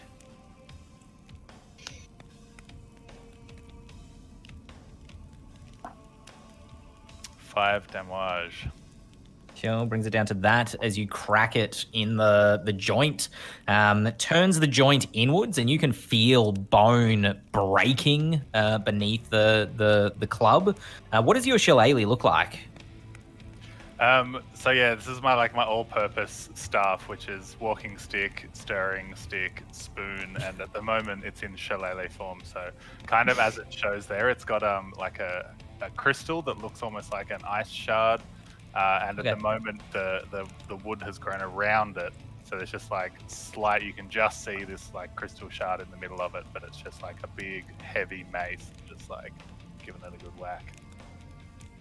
Juniper, watching this happen, kind of gives almost like a little like fist in the air, like yeah, kind of celebration. And then she has a quick flashback to you stirring a pot and her watching on, and in her head the thought passed through, that thing's been on the ground all day.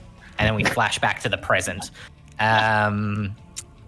This thing's looking real bad now. Its wing is basically broken, its chest cleaved, arrows are sticking out of it. Selby, unless you have any bonus actions or movement you want to do, Dr. Weed? No, I don't think so. Cool. Selby, what would you like to do? Okay. You see Selby that like in the time between the other thing, she's been furiously, she pulls her goggles down and is like kind of bashing this little button and like blowing on it like a NES cartridge and trying to like get it to work. And before she's going to cast Firebolt again. Before she does, she takes a deep breath in. She goes, I breathe in confidence. I exhale fear. I breathe in confidence. I exhale fear. And she's going to cast Firebolt again, ducking out from behind. Come on. 19 to hit. That will hit. Go for damage. Hey, 7 magical fire damage. You could say you have done exactly the amount of damage required. How would you like to kill it? You definitely see it's that moment where she takes that kind of self-positive affirmations first and really centers herself and reflects back on, why she's already a good. It doesn't really matter if she kills the creature. It's just all about the journey through. But as she kind of casts out the firebolt, kind of focusing really deeply, as soon as it goes down, she does like a little like fist bump, like literally little because she's a gnome. So she does like a little fist bump to herself, and then well done, team. That was a team effort. We all did equal amounts of work there. That was excellent work. Well done. As it kind of just explodes right in its kind of the middle, the center, and she does perfectly what it should as an artificer of her. Little rainbows just explode out the back of her head. Oh my gosh, actually, I love that. It catches fire as it explodes on its chest. Its whole form just goes up in flame, and as it rears back for a moment, it then falls forward and just collapses with a thud and a shift of snow down onto the ground. You can see this thing like almost starts to fall apart. It's not disintegrating or anything like that, but it's just like a tent collapsing or something. One wing points up at odd angles still, but you can see one of the human arms still poking out from underneath. Not moving, but just crushed, that hot form crushed beneath the weight of the rest of the creature. It is 100% slain, and that ends the combat. Oops, I changed the wrong thing. What would you like to do? Excellent work, everybody. Although, and he's like got a massive bite out of him somewhere, I guess. I could do with a good meal and a good night's sleep. Are we still planning on setting up camp out where the large creature decided to come and visit? Like, do we think there's maybe more of these? Can we, as I'm saying that, I'm like looking around to see, can I see any more creepy claws or anything before I In terms of like, scratch marks and... Yeah, like over the tower. Now that I kind of know what we're looking for, is there any evidence that there might be more of these things to be worried about?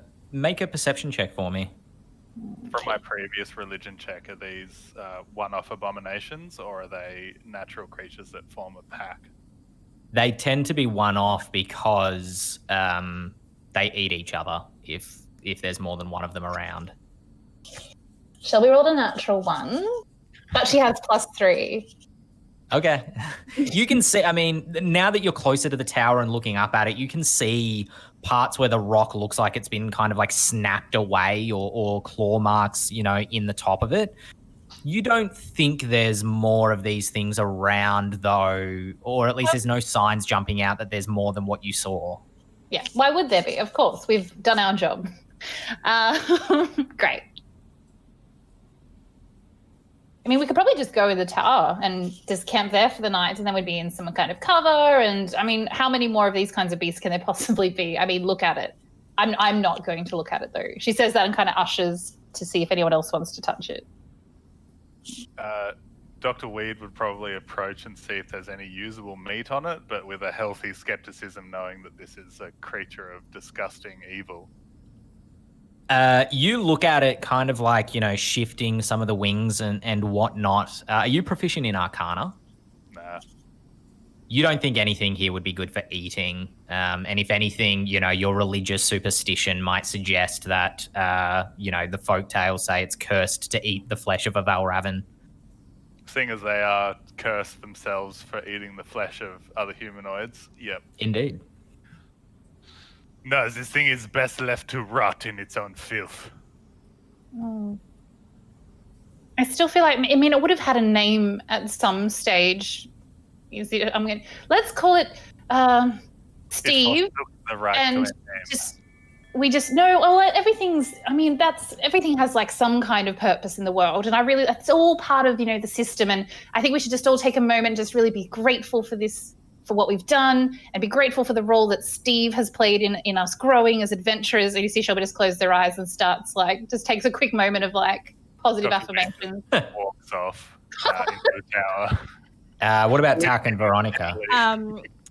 You see Tuck panting, and then the lightning in his eyes seems to fade, and the mean, menacing look that he had also disappears when he sort of takes a moment to reorient himself, and he's like, well, that was unexpected. Juniper steps kind of towards you. She kind of gives a thumbs up or pats the arm of Selby, and then approaches Tuck and says, I mean what I said before. Next time I go out on one of these I'm out of breath. I can't even think of the words. I'm bringing you with me if you would do me the honor. That was quite a feat. From you all, as she kind of gestures around. Well done. Well done. At that, Tuck's just gonna wipe a hand across his forehead and just probably smear blood, because he doesn't realize how much he's covered in blood, Okay. both his own and the creatures. Juniper steps across and then offers out a hand down to Veronica to help her up the cliff. I will accept and make my way over to the beast. Okay. Probably do some investigation on this humanoid figure that sort of embedded into it. Mhm. I can't be the only one here that doesn't think that's completely weird. Okay. Make for me either, and you Veronica would know the skills that they're engaging to do this. Arcana, survival, or investigation.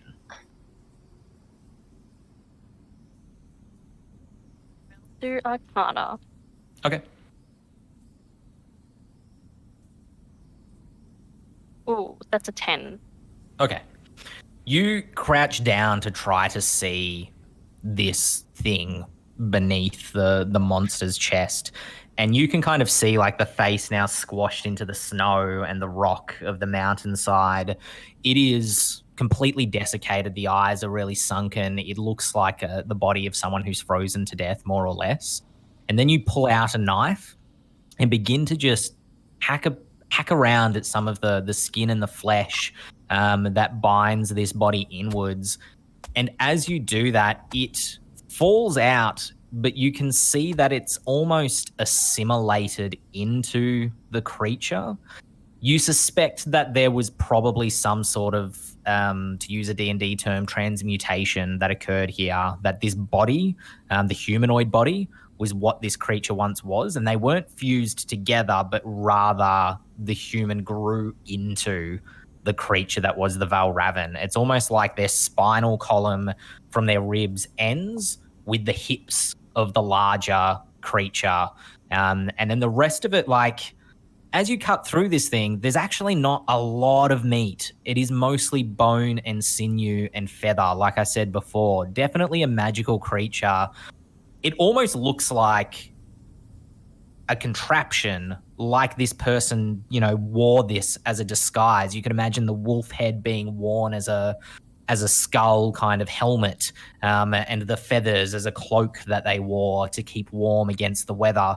And just over time, the curse that they had adopted onto themselves, according to Dr. Weed kind of recalling the mythology, was apparently because they partook in cannibalism.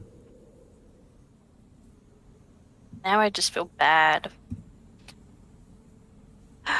Welcome to Aurelia. I feel really bad for this person. They made a poor choice, and now they got stuck like that, and there's no going back from that. Play stupid games, win stupid prizes. They might have been playing the same game we are, Doctor. But we are winning. So far. Look at my armor. I don't think I'm winning. Unless you guys tell me otherwise, I'm assuming the next course is to go into the tower to have a quick look around. Is there anybody who thinks that they would enter ahead of others? I started walking up there, but I would wait if anyone else started to make their way up to catch up to me. Tuck would also head up with Dr. Weed. Cool. Juniper stays back. Sorry, who was that? Oh, that was me. I was saying Selby's definitely at the back. Yeah, cool. Juniper stays back with you. Bo's still knocked. What about Veronica? I'm happy to sort of be in the middle ground. Okay, cool. As you step up into this tower, you can see it. It's not a huge area. The inside of the tower, blanketed in large parts in snow. There is a staircase that goes downwards. As you kind of like look around and begin to investigate, you can see on the far side of the pillar. I'm just going to move the token over there as you scout it out, but it's not to say you necessarily move that far. You can see that it just kind of like spirals down into what might be a basement or a vault or something beneath. And as you back away from it, you can also note that like these stairs are deliberately to scale. They are 15 feet across and about 5 feet wide. And so that's absolutely huge. For each of you, that's kind of almost like a bench that you could sit on in size. Backing away with and then going to look at the other side, what would have been the floor above does give this northern area a bit of shelter. But as you approach to look at it, you can see that beneath that shelter, there is evidence of what would have been a campsite of humanoids. You can still see the black ring of rocks that sit around that would have formed the campfire. But somewhat tragically, you also spot 3 wooden pikes into the ground and 3 humanoid skulls that are placed atop those wooden pikes encircling the campfire.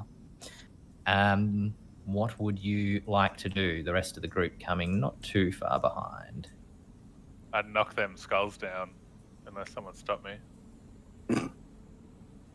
Knock away.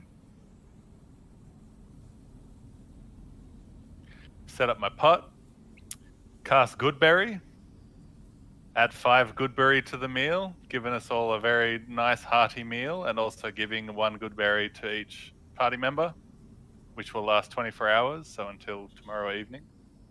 Okay. As Dr. Weed goes to work, Tuck stepping further in, I'm assuming, as you kind of make yourselves comfortable in this area. Yep, Tuck would step further in. Sorry, go ahead. He'd probably be talking to Dr. Weed, being like, well, you seem to be the one with the wilderness skills. Do you reckon this is a good place to stay for the night? This is the first place that has not been covered in snow. As soon as I get this soup on the way, I can use mold earth to create quite a comfortable space for us. Perhaps someone should check downstairs to make sure nothing will surprise us in the night, unless we are going to stand watch. Well, I can check out downstairs, or I can stand watch. I'm happy to do either. So will be Veronica, as this conversation's happening, and you two step kind of into this space to see what's going on. Unless, tell me if you want to go somewhere else as well. I'm sort of making a few assumptions at the moment. You can see that there is kind of signs of the previous denizens of this camp as well, beyond just the campfire. You can see what jumps out at you first are bones, ribs, femurs, hip bones, sort of things like that, just kind of scattered around. It doesn't look like any individual spot where somebody was sitting when they passed away. The bones are completely kind of scattered around the area. But you also notice other things as well. First of all, a relatively brittle, but actually surprisingly looks like it would still work longbow. And there's a quiver of 12, I should say, arrows as well. You find a dagger on the ground, surprisingly unrusted as well, a hooded lantern, a climbing pick, and a frayed, brittle, probably not really usable length of rope. Selby's definitely unnerved by it. Like, she's seen some stuff now being on the road for 2 weeks as adventurer, but like upon seeing just desiccated humanoid bodies, there's like the kind of slight dry heave. She tries to hide it behind her shield, but she's definitely dry heaving. She's going to try and, can I look and see if there's like a travel journey? Because it seems like this is where they've ended, for whatever reason, demise. Are there any like packs or pouches, but more specifically I'm looking for like journals or books that might explain why these people were here, if they're looking for the same thing we're looking for, possibly? Yeah, sure. Make for me a perception check. Okay.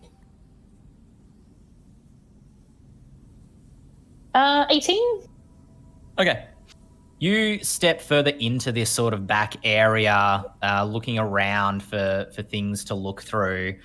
And you do find, half buried in the snow, a backpack, which you pull out. Mm-hmm. Inside is quite a few things. First of all, you find a potion, which as you pull it out and see the light kind of clear but blue tinged liquid, can see that that's a healing potion that went unused. There's also a pouch of 67 gold and a large shard of a black rock that's actually quite sharp and very reflective as well. If anybody's proficient in maybe nature or something along those lines, does anybody think they might know what this is? I have nature. As a character, not as a person. Sorry, what was that? Ruid has nature. Okay, he recognizes this pretty quickly as obsidian. Looks like just a raw kind of, found on the ground, or possibly mined but not refined piece of it. The other thing you do find in there is a leather book, along with some other, miscellaneous supplies. And flipping that open, you can see that just kind of flicking through it, there are there were 4 would-be explorers that came into this camp. They appeared to be looking for giant's treasure that they thought was buried in the mountains, although there is a reference to Velkun's vault within there. We will find the vault somehow, which reminds you of Juniper's whispered poem the night before. The party came up the southern side of the Sentinel like you did.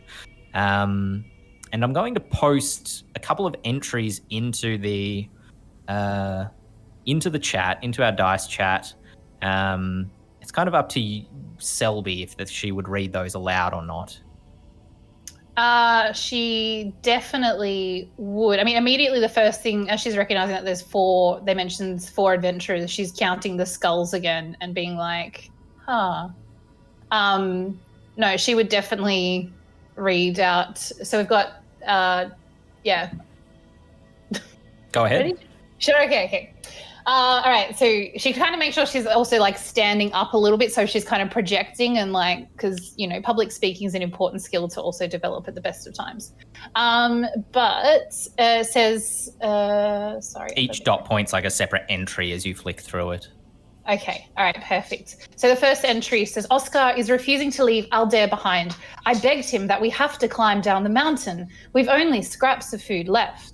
That's the first entry. It goes on, there's a second entry. There's a monster living at the bottom of the stairs, as broad as an ox. Unless we kill it, there's no way through. Tom thinks it's a troll, but I told him trolls are green, and at least that's what I heard. I also don't think that you can eat troll meat, but if we kill that thing, we could solve one problem with another. I'm assuming that, you know, eating troll meat isn't that good. There's more though, and she's getting right into it at this stage.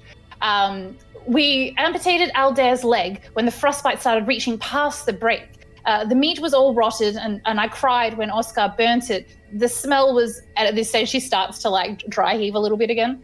The smell was overbearing, and Tom has barely gotten out of his bedroll today. And then she flips. She flips to the last entry, and she reads, dwarf tastes better than human, dwarf tastes better than beef, and then immediately like just vomits a little bit and passes the journal to someone else to read the last sentence. But gnome tastes best? Ugh. These savages. They do not know of what they write. Wait, have you eaten gnome? No, but I cannot believe it tastes any better than my eggplant parmigiana. Slightly, that is, slightly good. I'm glad, I think.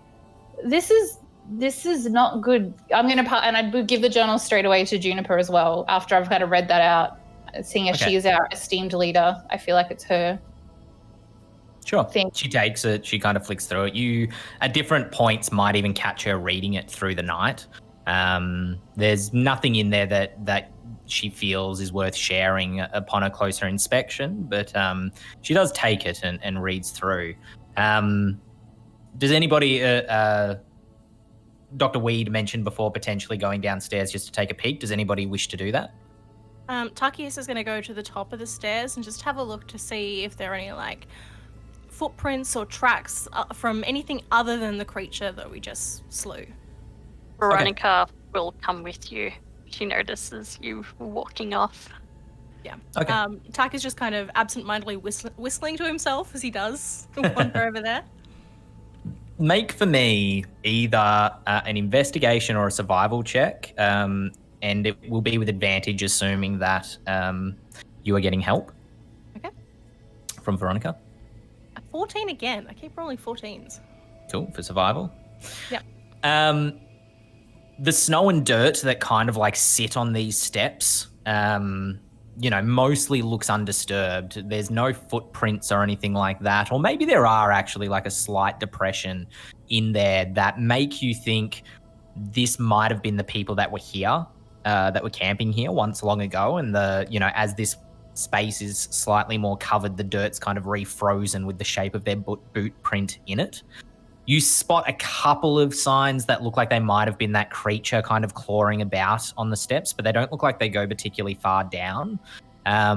You also note that the steps have a real smoothness to them, which you would typically associate with like rock that's very well worn, almost like water erosion or something like that. But you don't think it's that. You think most likely when this tower was in its glory, these steps saw a lot of use from what you're assuming were very large creatures. Are they sort of slightly, you know how old steps get that slight bow in the middle? Yeah, for sure. Lots of use. All right. Yeah, and almost polished as well. But you don't spot anything that suggests that anyone has been through here recently or any other creature has been through here recently. Okay, cool. Seems to look all clear. What do you reckon, Veronica? Tempted to go down further, but not in my current state. Yeah, I'm a little bit beat up too. I think maybe we can persuade the others for a little morning adventure. That seems like it's going to be the most sensible idea. Cool. The party regroup. And set up camp, eat for the evening. What I'm hearing, correct me if I'm wrong, is that you wish to take a long rest as a party. Yes, please. Please do. Before we take a long rest. We'll take watch as well. Before we take a long rest, I'll unravel one of the other skins on myself, and in the same way that I flicked it off before and it became an owl, I'll flick this one off and it becomes a weasel or a rat, whatever you think is maybe a little Arctic fox. Okay. Yep. And as everyone else is sitting around, I'll kind of do. I'm loving that like dad thing you said before, so I'll do the whole like, I'm still watching that. Don't change the channel. Sit down and close my eyes for a second as my little Arctic fox runs off, and I'll just have him run all the way downstairs and just basically explore until he gets to either a dead end or like further down. And I'll close my eyes and look through his eyes. Okay, cool. He begins to scout around the mountain. Nothing else comes up here. The wind begins to pick up as we pass into evening. The sun goes... Oh, you're sending him down the stairs. Sorry. I was quickly reading ahead, so I missed that part. As he goes down the stairs, kind of skipping one after the other, after the other, after the other, after the other, after the other, after the other, after the other. And that might sound hyperbolic, but those stairs really spiral downwards. He's going for a good sort of like solid 5 minutes. It definitely doesn't go into like a vault or a basement that's immediately below the tower, but actually seems to sort of like drill down into the mountain quite a distance. You tell me for how long you send him down there, but within 10 minutes of kind of going down the steps, he does not find a bottom. Well, I'd like to regain my belt or whatever part of my clothing that this fur made up. So after half an hour, if it doesn't come to a dead end or anything hasn't already killed it, I'll bring it back. It does not come to a dead end. It does not come to another chamber, so it seems to go down very deep indeed. But the thing that strikes you thinking about this, Dr. Weed, and perhaps other members of the party as he communicates this, is that cave that you saw down in the gully and the bridge, as massive as it was, the sentinel, the mountain, might be more than meets the eye. And if there are constructed tunnels beneath the mountain, as it appears there is, maybe it's possible that you don't need to hike down the other side, and there might be an easy way to get out of the mountain by going down these stairs instead.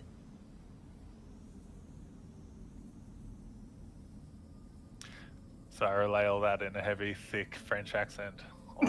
Oh. Cool. All right, you can put yourselves through a long rest. Nothing untoward happens during the evening. And we are going to take a quick, for those watching on the stream, it's just a 2-minute break, so do stick around. We will be right back.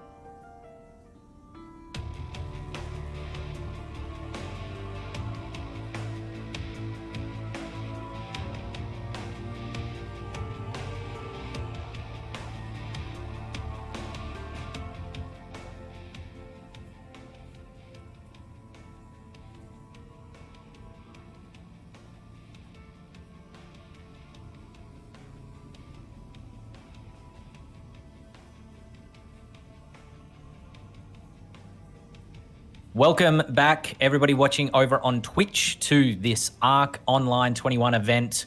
We are playing Dungeons & Dragons here, playing Bones of the Mountain Pass, a prelude to the next Dungeons & Distancing event, which will be happening in March. And just for those curious as well who have been enjoying this adventure, it will be available for you to run yourself at some point in the future. So keep your ear to the ground and to find out when, I suppose.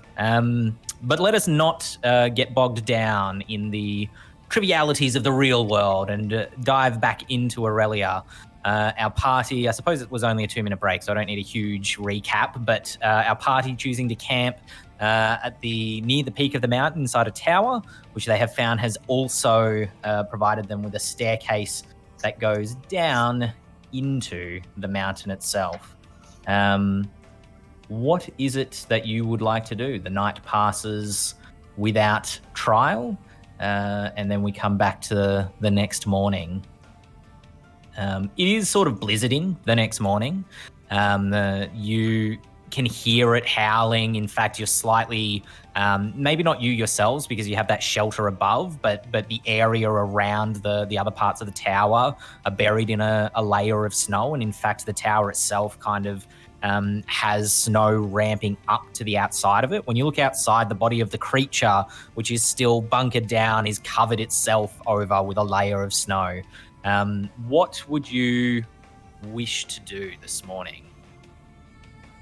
So the good berry stew we all had last night means that we don't need to eat again this morning. We all feel tip-top and Sweet. well-nourished. Do we get any other bonuses to that? Do we get extra health or anything? You regain 1 HP when you eat a good berry, and each of us now has a good berry in our pocket Okay. or pouch. That's cool. Who wants to take the healing potion as well that we've got from the... I'm assuming I've probably given it to Juniper, but unless anyone else has any... wants to carry a healing potion. I would think that Tack probably would get the most out of it. Or, Oh, well, or I me wouldn't- after my last fight, but maybe I will hang back a bit more next time. Well, I wouldn't want to be an imposition, but if it's on offer, then I won't say no. If no one else, I'll just give it to you. So you have a healing potion. Regular potion of healing? Yeah, 2d4 plus 2. I was gonna be like, can I choose? I don't know. Yeah. Maybe one day when you get the create healing potion feat. Yeah. Or just an alchemy kit, one or the other. Right. Cool. What's the plan for the morning? Tuck's gonna go to the opening of the tower and look out at the blizzard. Mm-hmm. And be like, and give like a long whistle, and then say, well, it kind of looks like we either wait here for the storm to pass, or we head down those steps. At this point, as you're sort of saying that, Juniper wanders over to Veronica and sort of says to her, I'm have to admit, despite the excitement of yesterday, I am rather enjoying myself here, and I suspect that you as well, as someone who is quite inquisitive about the secrets that the world keeps. I'm quite eager to go down those steps, but I don't want to endanger the group unnecessarily. I'm wondering if you perhaps hold the same curiosity for buried treasures. It starts walking towards the stairs, and she's like, we're going downstairs. Follow if you want. Ah yes, Junie, this is just like in the old days. Walking stick in one hand, sense of adventure in the other. Tark is going to be standing in the doorway for an awkward second before he realizes that everyone's left. Like, it's going to be like, oh, wait for me! And he's going to run and catch up with the group. Yeah, I'm cool, willing nice to try. take the heat. If anyone gets hurt, it's on me. Yeah, Juniper totally plays that off as well. She's like, well, I wouldn't argue with someone with a keener shot as that. We best go down the stairs if that is what Veronica wishes to do. And the company take themselves down the stairs, which goes for quite some distance indeed. You are literally on these steps for like an hour to an hour and a half. And it's just step after step. Sometimes they're broken. Sometimes there's a slight cave in that you might need to pick your way over. And it's almost this maddening sense because it's pitch black down here except for any light that you bring for yourselves.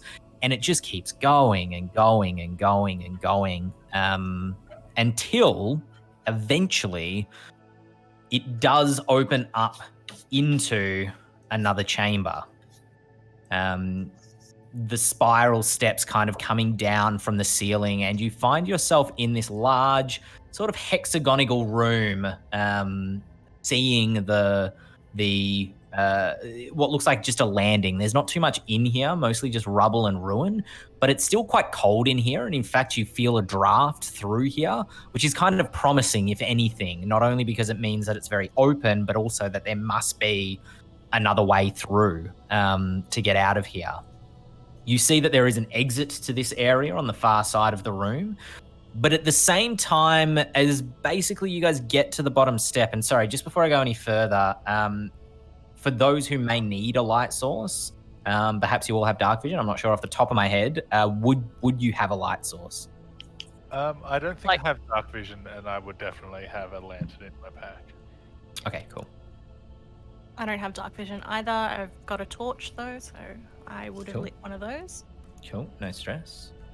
Selby's rainbow image. Probably a couple. How long have we? Because torch only lasts an hour. How long have we been going down the stairs? You'd still have a second torch, I'd imagine, ready to go at this point.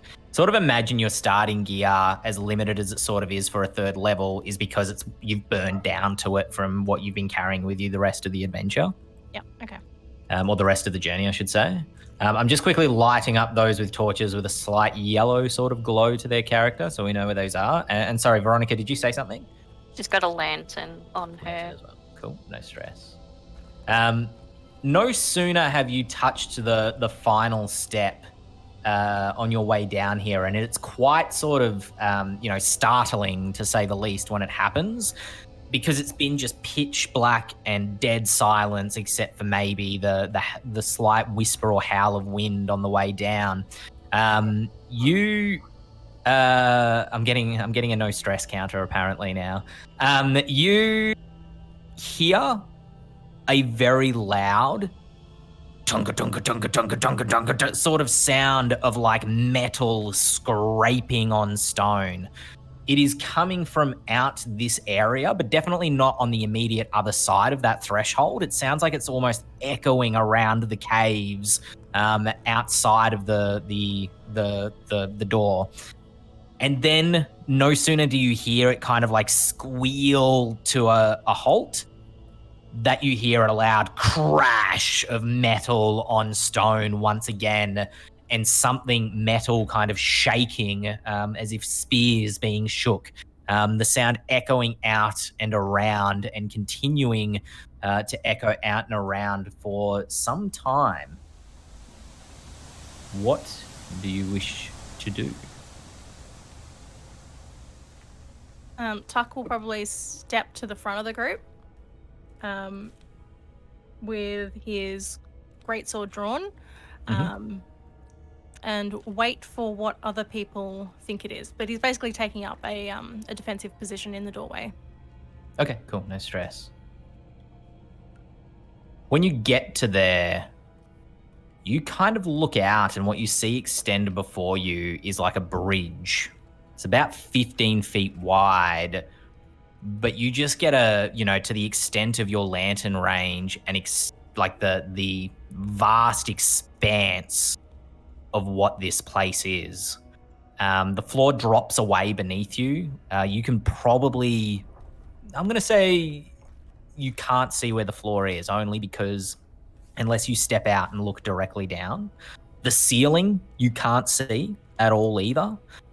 You just see this bridge almost like disappear into nothing, just because like the where your torchlight goes out to isn't far enough to hit anything else out in the darkness. However, you do see light, and quite a strong amount of light, and hear a of like stone scraping metal again off in this direction, and can kind of see like what appears to be a bonfire or something lighting up across the cave, probably 100 feet from where you are or so. He'll just whisper quietly to himself, an Owen Wilson-esque, wow. In the direction that we can see the bonfire, 60 feet in that direction, I will also create a bonfire which creates 30 feet of light itself. So we'll get vision 90 feet towards that, whatever that is. Okay. Yeah, I step aside to let Dr. Wheat do that. Okay. As you step, do you step out or in to make room for Dr. Weed? Oh, I step backwards to let Dr. Weed through. No stress. I say, hello, sing as an echo. Hello. There definitely is an echo. And as you cast that flame out and look down through the darkness, what you see is at the end of another bridge that kind of borders, that kind of runs beneath the one that you're on, is a platform. And atop that platform stands a large 15 to 20 foot tall creature, humanoid in sort of shape, but incredibly broad, ice blue skin. Its back is currently to you, but you can see that it has long dark hair and in fact shaggy fur which grows across its shoulders and horns which rake back from its head. It stands upon two very muscular, very broad hoofed feet and carries a staff with it that looks almost shamanistic, with this basket-shaped kind of semicircle top to it that is made of what appears to be deer antlers. You can just make that out in its sort of silhouette. The light that it's creating, that you are able to see it in, appears to be coming from a bonfire that it is lit beneath its own pot, and you can currently hear donk, clonk as it fills that pot with chunks of ice. And behind it, kind of stepping like a pet, is a almost equally large polar bear, the size of a German shepherd compared to this creature, but much larger than any of you, as it just kind of casually pads around. And then when you go, hello, hello, hello, hello, the bear looks up, sniffs the air, your fire lights in the air kind of almost exactly between you and where the creature is, and you see it turn its head and look over its shoulder up in the direction where you stand, your lantern light kind of piercing through. You can see it definitely spots you. Whether it can make you out clearly, you're not sure of, but it can definitely spot you.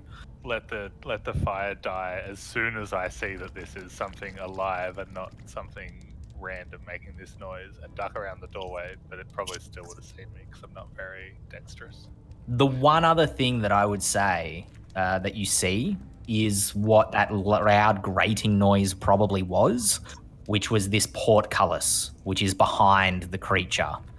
It is most likely what it raised and released to let itself into this area, which instructs you one more thing.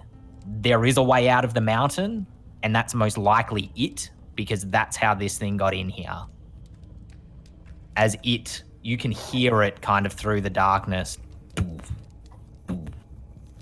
sort of walking away into along the bridge, the polar bear following at its foot. You don't know how it's going to get up here. You haven't explored far enough yet. You don't know how far away it is, but you know that at least it's like on a level below you. It's at least 40 feet below and 100 feet across. What would you like to do? Oh shit, merde, my friends. Sorry for that. What shall we do? Mad. Again, you just see Shelby start to go through her like pack and be like, nope, rainbows, nope, glittery lights, nope. Hey, is that one of the long lost Titans? Sorry, I'm just quickly turning off the bonfire. She kind of like, getting your quick description of it. Juniper looks at you and says, that sounds like it is a Ythani, a giant. How tall you say? 15, 20 feet? Well, they're not all gone after all. Perhaps we've wandered into its home. Are they aggressive? Are they hostile? I know some giant. You do. They can be. I know a little as well, but it's more research for this expedition than being fluent in the language in any way whatsoever. They tend to consider common folk pests, or so I've heard, and sort of, like mice in a kitchen. They can be appeased, but they need to be approached very, very carefully and offered something more valuable than the meat on our bones. So perhaps I could make myself enlarged and we could offer some sort of gift to allow us passage through its tunnels. She kind of like turns to she turns to Tuck and Veronica, looks at the two of you and says, and if that doesn't work, well, I suppose we have insurance. But you can see her like looking Tuck particularly up and down, as if like measuring just how big are you, compared to a 15, 20-foot giant. You look like you were going to say something, Tuck? Tuck's tall. He's like 6'2", but so he's not that tall. But he has his greatsword drawn. And as she says, we have some assurance. He's just going to sort of like give the blade like a little bit of a wipe. Cool. Yes, well, Okay. enlarged would only last 1 minute, so it would have to be some very hasty negotiations. Well, what about our gnomish friend? They seem pretty good at talking and being friendly and personable.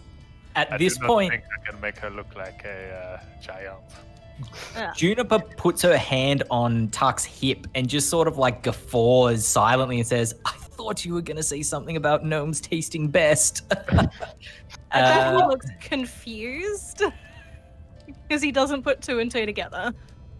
Cool. For the first time, you see Selby shoot a slightly negative dagger. But then, dagger eyes, but then he's like, ha ha ha ha. I mean, I'm happy to go with, if you're happy to be, diplomacy usually works best. I think talking it out, talking through problems. I have plenty of gifts I can give a giant. She pulls out this kind of rod thing that makes, it's like one of those rain stick, those cow toys, like, brrr. I was about to say, what is the gift in this fantasy world?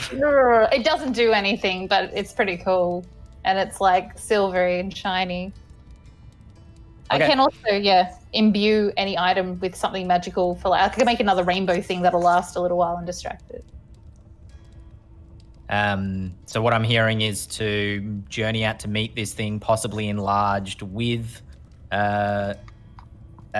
Selby in tow, and then the other three party members. Are you going, at least as far as Veronica and Tuck are concerned, are you following closely behind, or are you going to stay back here to avoid potentially poisoning the negotiation? Not saying that you would. I'm actually going to turn to Juniper and defer to her. Do you want us to stay here, or do you want us to go out with them? We were hired to protect you. She smiles at you and says, well, nobody gets through life entirely on their own. I think it's best if we show a strong sense of, what am I trying to say here? I'm going off what I know about Titans, or Goliaths, as they're also known. They've apparently descended from Yotane, or giants, and if that is the case, they tend to respect strength. Perhaps if we go out there and show this creature that we're not afraid of it, we're more likely to get a positive result of it. But since you've offered so, frankly, I will definitely be hiding behind your leg. I was thinking the enlarged trick could be a last resort, as it were not held up to scrutiny. In that case, we definitely all go out together. Tuck is going to undo a couple of buttons on his shirt to try and show off his muscles a little bit more and roll up his sleeves. Nice. Because there's something about respecting strength, so he's going to be showing off his muscles. Gotcha. Body oil. Junie and Selby maybe stand on each other's shoulders and put on a large cloak. Is that a Titan or is it a Furbolg and a gnome in a trench coat?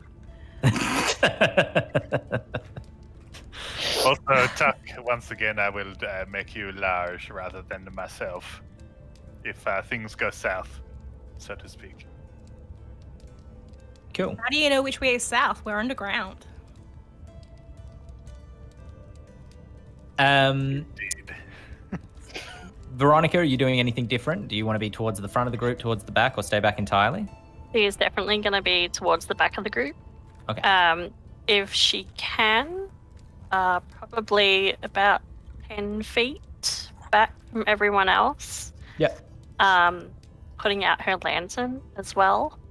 Yeah. Okay. Yeah. Cool. And possibly just trying to be extra quiet. Like she's there with the group, but not in sight.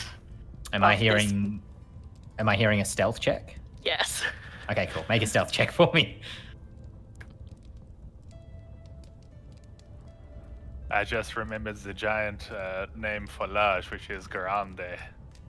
So, P.S. now, giantish is French, and that is why I have a French accent. It's canon in Aurelia now. The 14. Cool. All right, I'll keep that in mind as you stay sort of 10 feet back. I might even move you up a little bit further forward. As you guys kind of walk out on this bridge, you pretty quickly find that it is broken. It appears to be held up on a series of pillars, and as you look over the edge, you can see from the floor, it's 50 feet down to the floor below. You can see that the floor below doesn't even cover the whole floor, and that it looks like there's another gap below that with pillars rising all the way up to the ceiling as well. This place is massive, and you can even see like Juniper almost loses herself in it as she steps out on the bridge behind Tuck, all like business face. As soon as she sees this place for what it is, she's just completely lost in it. She's like, you approach the edge of the bridge, but fortunately you don't have to go too far because this guy approaches from the other side, and you can see that, yeah, he's about 15 feet tall, about 10 feet broad, and even though it's slightly past the fog of war, you can see the shape of his bear kind of 5-10 feet behind him. He stands on the edge, and you can see him kind of like, it's such a difficult expression to read. You can't tell whether he's scowling or he's smiling at you as he walks across the bridge towards you. He holds his shaman kind of stick in one hand and plows it into the ground, and then you see him reach behind him and pull out a spear, which is only kind of the size of like a javelin or almost an arrow for this guy. You just see him pull it out, a black reflective obsidian head on the end of the spear, and he stands on the far side of the bridge and sort of grunts and says, "Ooga lakete! Which is a different dialect of French, of giant, maybe French being the Furbolg kind of dialect. French Canadian. Yeah, exactly. But you do nonetheless understand what he's saying, and he says something along the lines of like, which of you would be nicest to eat? I say in giantish, oh, I heard the gnome taste best. He responds. No one else in the party. Meanwhile, Selby's just smiling, being like, just looking real positive and like happy face. He kind of like smiles, looks past and points across at her and says in giant, "Then I will take the gnome and you may pass." I assure you that none of us will make an easy meal, for we as one, we are one. None of us will leave the group. Roll an intimidation check. All right. Sorry, everybody. I don't have good in that. We believe.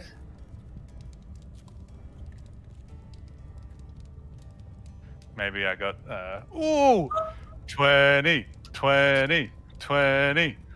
Okay, no. Dirty or natural? Natural, 21 total. Okay, cool. You see him kind of like move his disposition. Like I said, he's up on hooves and kind of like spreads his legs slightly in a kind of a battle stancey way. You see him grip the pole arm, the shaman's stick a little bit tighter, and you see him. Okay, cool. The two of you stare each other down. You see him, he looks like, for a moment, it looks like he's about to pounce. You see the muscles in his back all tense, and then he says, there are so few of you. You are like goats and scatter once one of you is crushed. Which one should I kill first? But you can tell that he's kind of like, he's not imminently going to attack. It's more like he's sizing you up and he's kind of big talking rather than threatening outright. So knowing the big attack, he would have done it. Knowing the big talk is a thing, I say, we do not wish to crush you beneath our heels, but I can offer you a gift. And I pull out my remaining good berry and I say, eat this treat and you will be full and satisfied for a full day. What more can you want in such a place?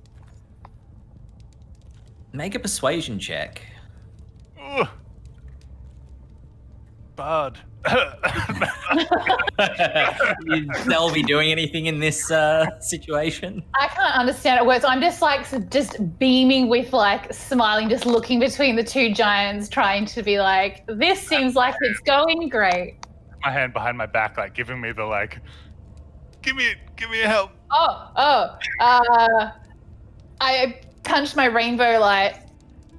Does that count as a help action? It's like... Sure. Let's say yes. Oh, all right. I was more thinking, but 17 times. Oh, you need inspiration. That's a precious commodity, yo. Yes, I thought your laugh was also a precious commodity. You see his expression kind of twist in frustration at first, and then... I keep bumping the rainbow light.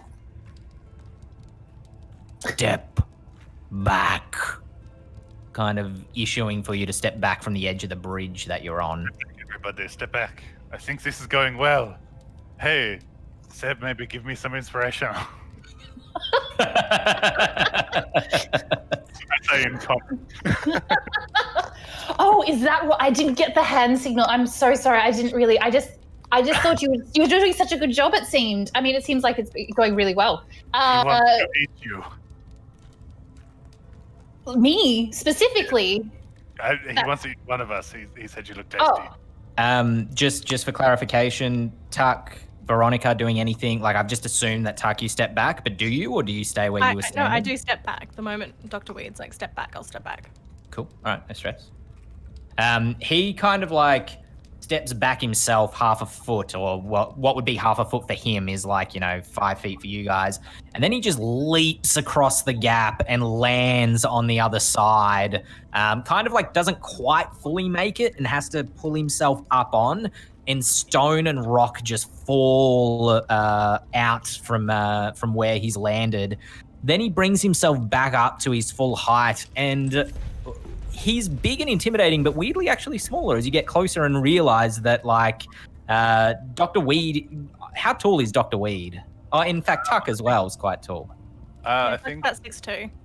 Yeah, I think my average height is like 8 to 9 foot as like a giant kin. Okay. Dr. Weed, you come up to like this guy's like chest, probably.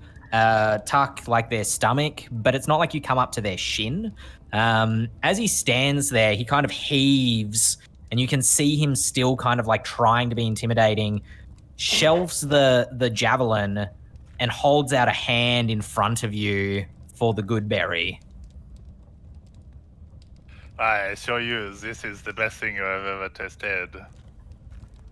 I give him. And as he's doing, I'm going to just tug on, because I'm now realizing how short I am compared to you as well. I like tug on the light cuff of your pants. I'm like, so it's weird. Although you may fail, you are not a failure. That's the inspiring quote you get as inspiration, just in case you need it. Thank you, my friend. Takes the good. Sorry, go ahead. Just saying, tuck to move up, like a strong front. Okay. He takes the good berry, which is like less than a pea in his hand. You know, it's like barely big at all. He kind of looks at it. And then like pokes out his tongue and just like, you know, licks it off his hand basically. And it's kind of that guy tasting like chicken where he's like, ooh, and his like expression just changes as he kind of like looks at his stomach and and you see him get frustrated as he like doesn't understand. He stamps his foot on the ground and goes in giant, "You may pass. You leave now." Thank you, my brother. Turns. Oh, that's the wrong turning. That's Tuck doing a turn in celebration. Yep. Say merci. Tuck does a handstand, just... Merci beaucoup. He jumps down to the bottom of the area, walks back along the ledge. How would you guys like to get down there? I'm gonna look around for Veronica. I don't immediately see where she is. Just hear little clicking noises from the background. Veronica! She slowly starts to come out from the shadows now that everything's fine and there's no throwdown. There you are. How should we get down this ledge? How far down is it? It's like 50 feet from where you are. Oh yeah, alright. Start taking the pack off. Cool. Getting the ropes and pittons out. Cool. I'm gonna assist Veronica with setting up the climbing gear. All right. Make for me, let's go, Veronica, either a survival or athletics check to kind of, you know, climb down, put the pittons in or lower the rope. Alright, I'll do athletics. Cool. If I go last, I can help hold the rope at the top. Oh, whoops. What is it? I typed it in wrong. All good. That's a 16. Easy done. Getting down to the bottom. You secure the pittons, lower the rope, and one after the other with Dr. Weed holding the rope. You're all able to just kind of spelunk. Is that the right word? I don't think that's the right word, but that's the word I'm going to go with. That's It's a good word. Yeah. Spelunk your way down to the level below where our giant friend is. I'm just going to grab all tokens, bring us down to the next level. And again, you can see that it goes down to the level below that as well. The giant steps across the bridge. As you are passing over, others following close behind, Veronica towards the back of the group, you do just kind of like spot on the ground beneath what appears to be like, it's an open hallway, like 50 feet below here again. But you can just see like, this was once a civilization. This was once obviously a hall that was used by, if not these creatures, as this guy, creatures like him, you suspect. As you can see, there's some sort of engraving or like mosaic carved into the ground of the floor below. And then crossing across to the other side of the bridge, he raises the portcullis. You see that it takes him a fair bit of effort to do it, but he just kind of like walks up to it, puts his shaman stick against the wall, bends down, and heaves it up onto his shoulder, and then points for you to go.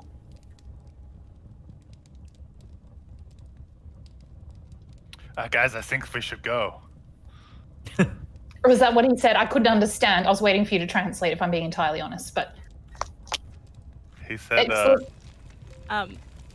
it came through with... Oh, wait, hold on. I've got my translate here. Aller. It means go.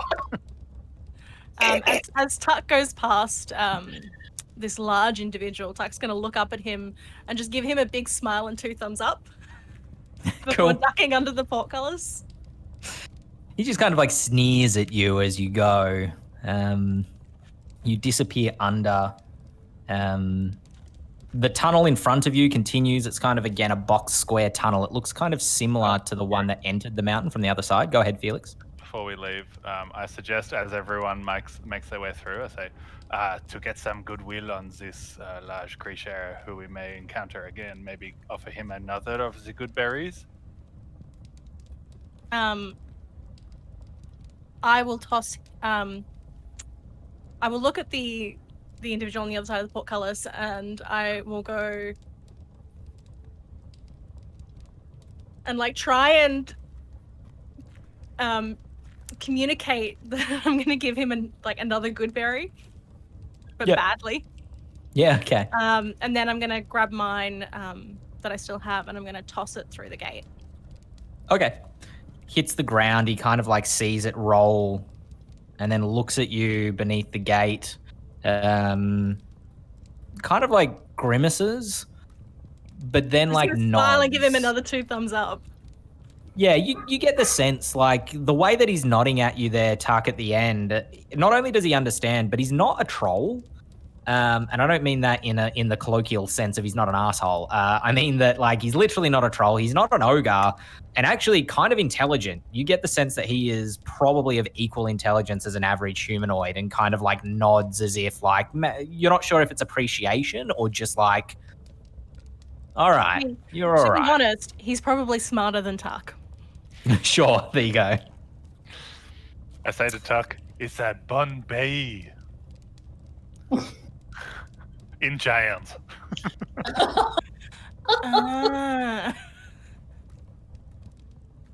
You pass through this corridor and come out into basically foothills on the outside of the mountain. It just exits out through into the natural terrain beyond.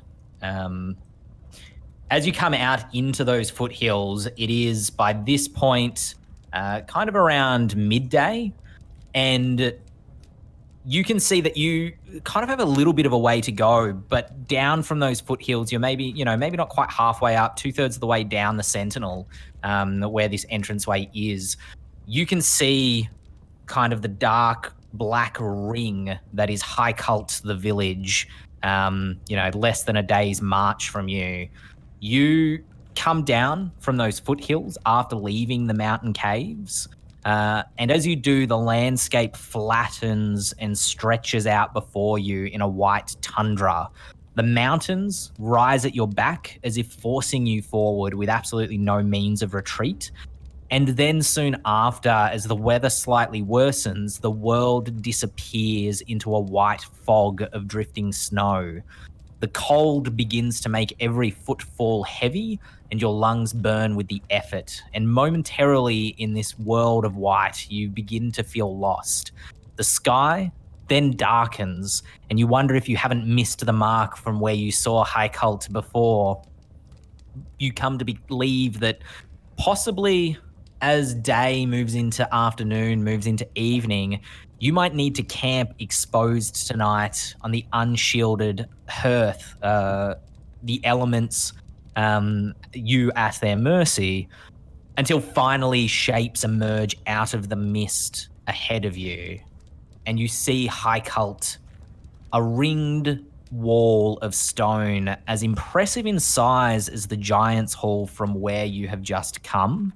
The city gates are unmanned and a 60-foot break in the ring. There's no like portcullis, there's no threshold or anything like that. It's just a gap in this massive stone outer wall.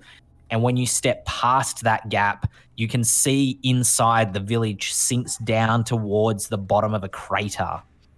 Each stone building looks like the ruin of what was once a much larger building. The Titans or Goliaths making their homes on the foundations of their forebears. At the center of the village rises a ruin of a squat citadel that looks like it's been patched back together from its original kind of construction and then started crumbling down anew. Yellow light blinks in the windows of that citadel, and you imagine that you can feel the warmth of the flames already as you walk towards it. But as you begin to go through the streets of High Cult, you realize no one has greeted you. There were no guards. You've gone 2 streets in. There is no sound. And you spot a dark stain in the snow. And then another and another, until eventually you discover the first body. Or more accurately, the first body part. And find a street that is strewn with Goliath remains all the way up it. And then move to another street and find the same, half buried in the snow already. This town, this village where you sought to seek shelter, has already been butchered by some unknown entity or force. And now you begin to wonder whether it's safe here at all. But there is still the light of the citadel, and Juniper Longstride's reason for coming here in the first place. That is where we're going to leave our adventure for today. I hope you guys had fun playing in it. I hope everyone on Twitch enjoyed watching it. Do not forget, if you are looking for something to do tomorrow, Arc Online 21 is still happening. We have plenty of Australian indie games that you can come along and play on Discord. You just need a Discord account. You can find ArcanaCon. Miek, actually, you might know. Do you know the Twitter handle for ArcanaCon?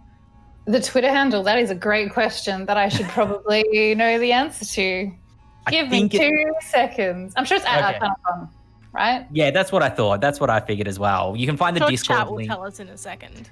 Ah, perfect. That would be... Yeah, actually. Good point, Stevie. I wish I thought of that. Yeah, there will be a Discord link to join the Discord if you haven't already. There will be games happening tomorrow. There's another live play tomorrow night, which is with the Goblins of Zarth, I believe, with Herbert's crew. So plenty still happening over the weekend. And once again, as well as the Australian creators creating content tomorrow, Bones of the Mountain Pass will be available for download at some point. You can find me, Melb_DM on Instagram, different places to find it. And we are doing Dungeons and Distancing 2, which will be a D&D event starting online in March. Get excited. Miek, is there anything I've forgotten? I feel like I've stolen your duties at the end there. No, please. I'm so okay with that after a whole day. I gladly just sat back. No, that's perfect. Tomorrow will be online and there's lots of great things. Schedule's still up. Great. Otherwise, yeah, come hang. Thank you so much, Cez, for joining us. Thank you so much, Stevie. Thank you so much, Felix. Thank you so much, Miek. Hope everybody enjoyed the adventure, and I will catch everybody around soon. Until then, would you like to say goodbye for us in Giant, Dr. Weed? Au revoir. Thanks, everyone. Thanks, Ben. Thanks, Ben. Great game. Cheers, Thank guys. you.